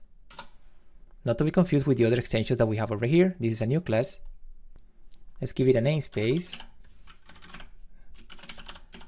Play catalog service repositories. So let's name this class public static class extensions. And let's declare a function here. So it's going to be public static iService collection, because we're going to be extending iService collection here. And let's name it add Mongo. And it's going to receive, or it's going to extend the iService collection object. Okay, so it receives iService collection and it will return an iService collection. Let's see if we're missing a namespace. So let's add the dependency injection namespace there. And here, let's go ahead and grab a few lines from startup. So let's grab these lines over here. And let's go ahead and add missing namespaces. So I'll do BSON serialization. I'll do serialization serializers, and then MongoDB BSON. Okay. And then we will need service settings, but we will not receive them here. We will get them over here as a var service settings. But one thing that you can notice is that we don't have an instance of configuration here, just like we had in startup, where it was a property that we received as part of the constructor. So what we can do is use a service provider to explicitly request an instance of a service that has a variable register. So configuration is registered already by ASP.NET Core Infrastructure, so we should be able to request it at this point. What I'm going to do is just say var configuration is service provider dot get service, and the type of service is going to be just iConfiguration, okay, which needs the extensions configuration namespace. So now we can flip this configuration into just configuration with small caps C. And then we are also missing another namespace here, which is a service settings namespace. Okay, so we get the configuration, we retrieve service settings, MongoDB settings, we construct the Mongo client. Let's add the missing namespace here too. And that allows us to return the iMongo database. Finally, we're going to return the services collection just to enable the fluent use of this extension method. So that will register the iMongo database instance. And now let's add another method to register the repository itself. So I'll open up another method here. Let's call it public static iService collections, going to return add Mongo repository. It's going to be the name. And then we'll specify a constraint of T for the actual entity type that's going to be used. And then it's going to extend iService collection. The name is going to be services. And then remember, we have to specify a collection name in order to create a repository. So let's receive collection name as a parameter. We also need to specify a constraint for that for that T parameter. So T, the T type that's going to be used, has to be a type that implements identity. Okay, so we may need another namespace. Let's first expand this, save it. Let's send this to the other line. And let's add the service entities namespace. Okay, so this will be useful to register a repository with any type of entity, but that entity has to implement the identity interface. So now what we can do is go back to startup and grab these few lines for the iRepository registration. We'll copy that here. And then to make it generic, we're no longer going to be using item here, but just T. And then this also registers as T. And we no longer hardcode the collection name. We're going to be using the collection name parameter. And finally, to keep it fluent, we return services once again. So with that, we should be ready to start using this extension method. So let's go back to startup. Okay, so we're going to go ahead and remove this serializer registration. Let's skip service settings for now in case we need it later, but we definitely don't need any of this stuff. So now what we can do is just say services at Mongo that registers our Mongo client and the iMongo database. And then since this is fluent, we can say at Mongo repository. We need to specify a type. In our case, type is item. And then we provide the name of the collection, which is still items. So with that done, let's just make sure things are keep working properly. So I'm going to hit F5 to start a web server, and I'm going to go into Postman, and I'll do again our simple get all items request.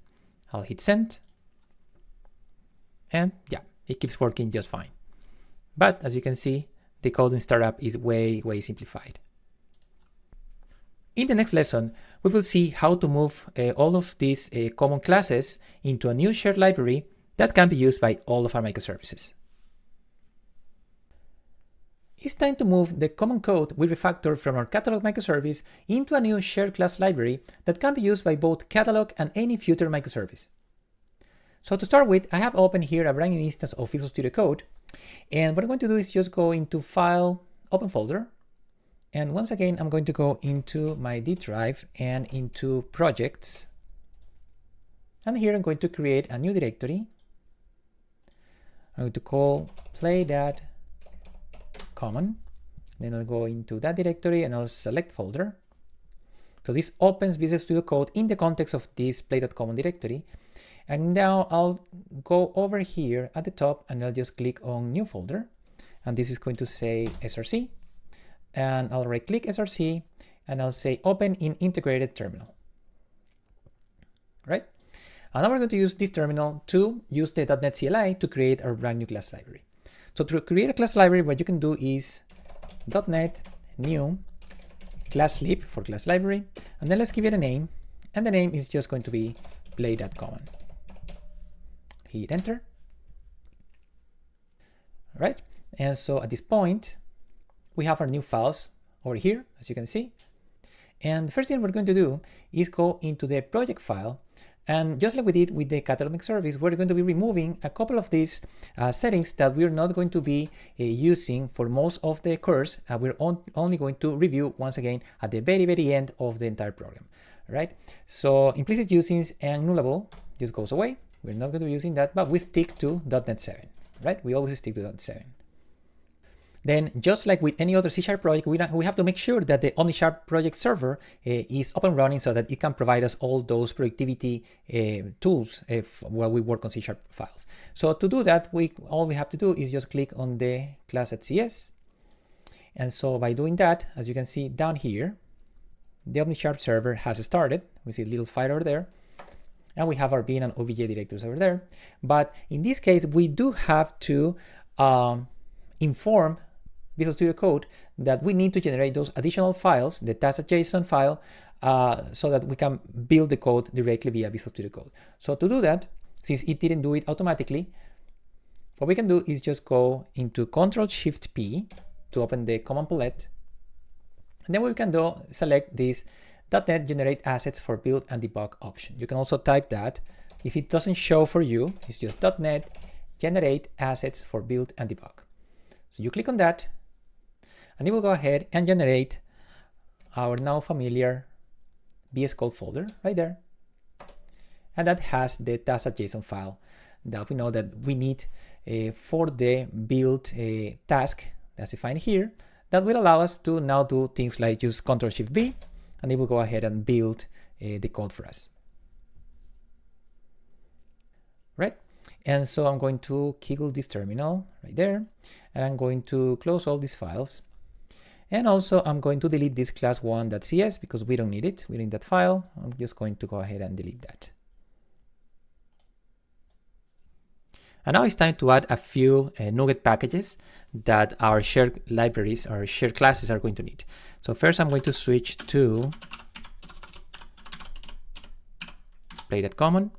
And here I'm going to start adding a bunch of packages. So I'll do .NET add package, MongoDB.driver.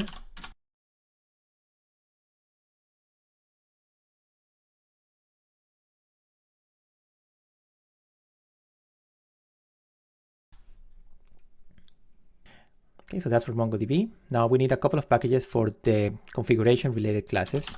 So .NET add package, Microsoft extensions, configuration. Okay, we'll do that one, and configuration.binder. And lastly, we have to add the extensions.dependency injection and NuGet package, which is going to be used for everything related to the service container that we're going to be using for dependency injection in this library. With that done, let's go ahead and start creating folders to bring in our files. So the first folder I'm going to create, right click in play.common, new folder. The folder is going to be settings. And here's where we're going to place the settings files that we have in catalog. So I'm going to go back to catalog folder, the catalog directory, here, and I will open settings, and I'm going to copy these two files, MongoDB settings, service settings, copy, and back in common, I'm going to paste those files here, and I'm going to close the terminal for now. And now that we have them here, let's fix the namespace so that it matches our current project. So this is going to be play.common.settings. So both for MongoDB settings and for service settings. Okay, with those files done, let's go back to catalog and let's bring in our identity interface. I'll copy that. I'm going to place it just at the root of play.common. Identity. And let's also bring our iRepository interface. Repository, copy into play.common at the root. Okay, so these two should have also the namespaces fixed, so they're just going to be in play.common. So play.common, that one, and play.common on this one. Let's also get rid of any unneeded namespaces like this one here. Get rid of that one, and we're good. Now I'm going to add a new folder for our MongoDB related classes. So I'm going to create a new folder here in play.common called MongoDB. And in this folder, we're going to add, let's go back to catalog. We're going to add the extensions file and the Mongo repository file. Copy those ones, back in common, MongoDB, paste. So for these ones, the namespace is going to be play.common.mongodb. And on this one, again, play.common.mongodb. I'll also remove any unneeded namespaces from here and from here. And in the case of extensions, we also need to tell it the new namespace for the settings files. So I'll go to service settings, control dot, and I'll use play.common.settings. Okay, so now we have all of these common classes in our new common project. That should be good to start building our NuGet package. But since we are here, let's actually take advantage of the opportunity to expand a little bit our Mongo repository class with a couple of new functions that our future microservices are going to be using for querying entities based on a filter. So let's go ahead and go to our iRepository interface. So let's start here. And what we're going to do is add a couple of new functions similar to our overloads to get all async and get async, but that are going to be able to receive an expression as a filter to filter which entities are going to be returned. So let's start by get all async. I'm just going to copy this function. I'll add a new one here. And the way that we're going to specify the filter is going to be via an expression, a link expression. So it's going to be an expression. Let's add a missing namespace, link expressions. And the signature we're going to use is the one that MongoDB is expecting from us. So it's going to be a func of type T, so whichever type is the entity, and bool filter. Okay, so again, so this is the way to specify a filter so that eventually when we want to retrieve entities based on some feature, let's say, give me all the items that are owned by a specific user, in the case of inventory, we will be able to use such a filter here. So you can pass a query expression here, and then MongoDB will be able to handle that filter and return the correct items for us. The same way that we did that, let's go ahead and do get async, another overload, that is also going to receive expression. So in this case, you don't need to specify just an ID to get one item or one entity, but you can specify a filter to retrieve any entity that matches that filter. Yeah, and when we get to our new microservice, our embedded microservice, we'll see how both of these functions can be used. So now that we have that in the interface, let's now go to Mongo repository and actually implement these new methods. So I'll go ahead, I'll click on iRepository, control dot, implement interface. So that brings in our new methods at the bottom. I'm just going to relocate them next to their other overloads just to keep them close to each other. So I'll put that there. I'll grab get async and I'll put it next to our other get async overload there. And really this is very straightforward. So what I'll do is I'll copy the last line of our other other get all async method. I'll put here this line, and I'll copy it to our new get all async overload. And really the only thing that we have to do is pass the filter there.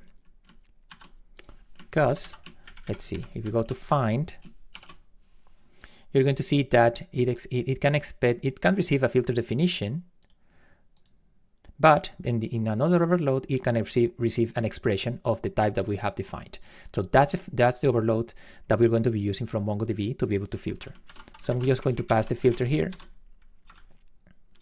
and I'm going to make this method also async. That will be enough to retrieve all the items based on a filter.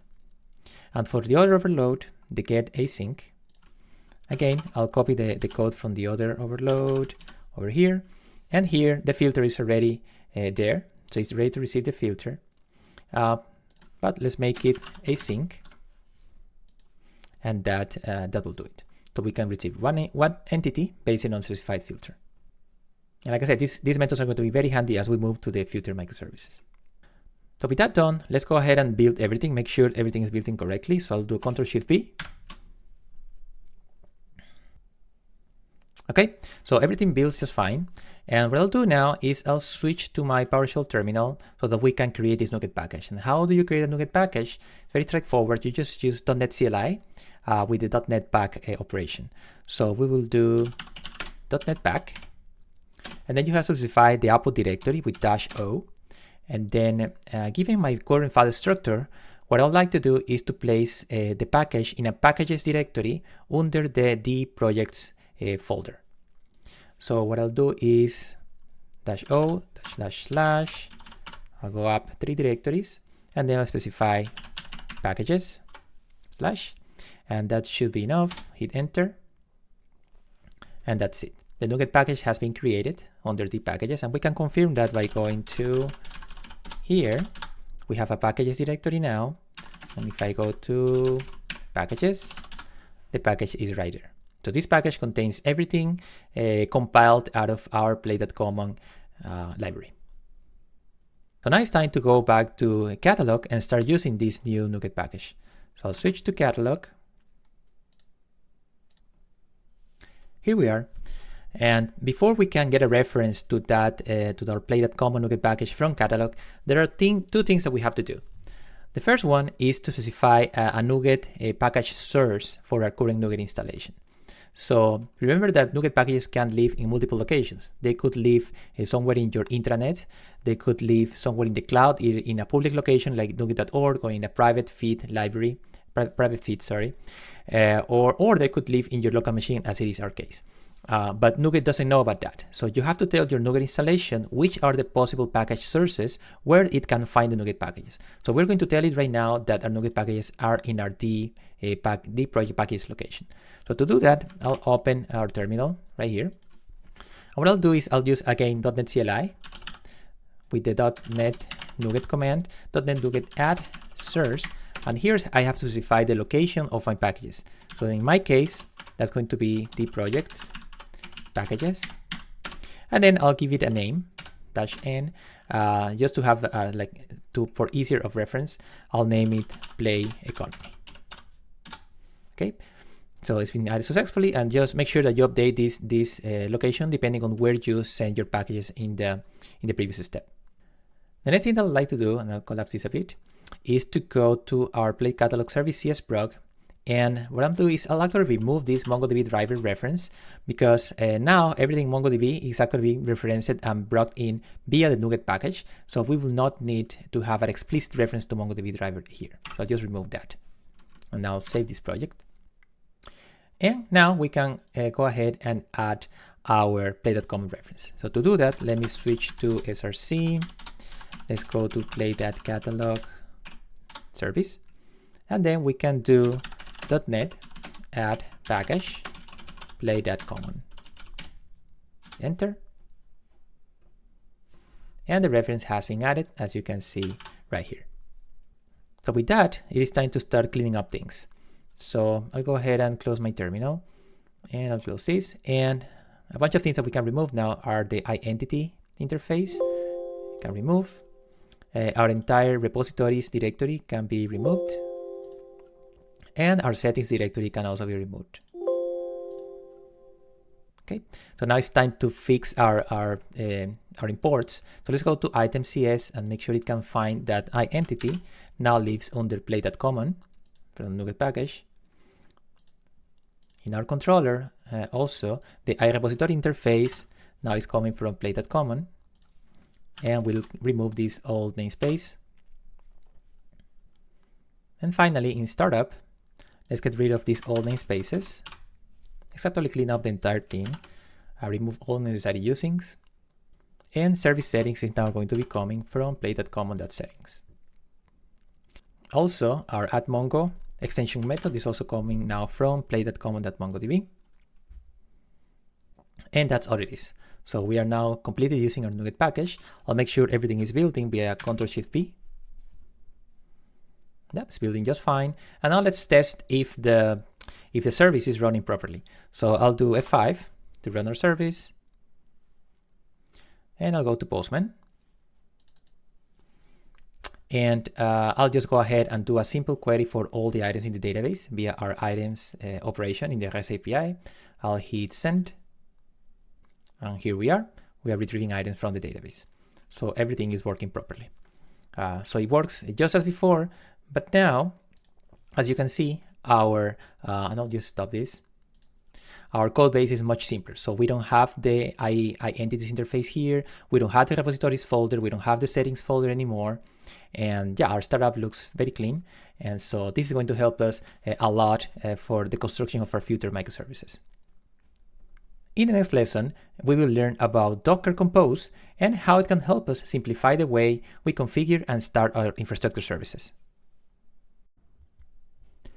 In this lesson, we will learn about Docker Compose and how it can help us simplify the way we run our infrastructure services. We already started using Docker to run our MongoDB database, and we are doing this via a simple docker run command. However, starting with the next model, we will need to start bringing in many other infrastructure services to support our microservices. For instance, in the next model, we will use RabbitMQ as our message broker, and in future models, we will use Sec, Prometheus, and Grafana to enable a series of observability-related components. So, if we keep just using Docker run to execute our infrastructure services, we will have to perform too many steps to set up them, and we will need to remember too many arguments for each of them, like the right environment variables, ports, and volumes. Also, some of our containers might need to talk to each other, like Grafana and Prometheus, and some of them might not be able to work at all without another container be up and running first, which again is the case of Grafana, which won't be able to do much without Prometheus being available first. That's where Docker Compose comes into play. Compose is a tool for defining and running multi-container Docker applications. We will now be able to define all of our infrastructure services in a single file called the Docker Compose YAML file. This will include the definition of the container to use in each case, environment variables, ports, and even dependencies between them. Then, we will execute a single Docker Compose up command, and all the containers will start in the right order with the correct configurations. Also, Compose provides a default network that all containers are joined to in case they need to talk to each other. So, with Docker Compose, we are able to document the way to configure all of our infrastructure services in a single file, and we get to start all of them with just one line, as opposed to multiple commands. Also, they all join a default network. In the next lesson, we will create our Docker Compose file and move our current MongoDB configuration over there.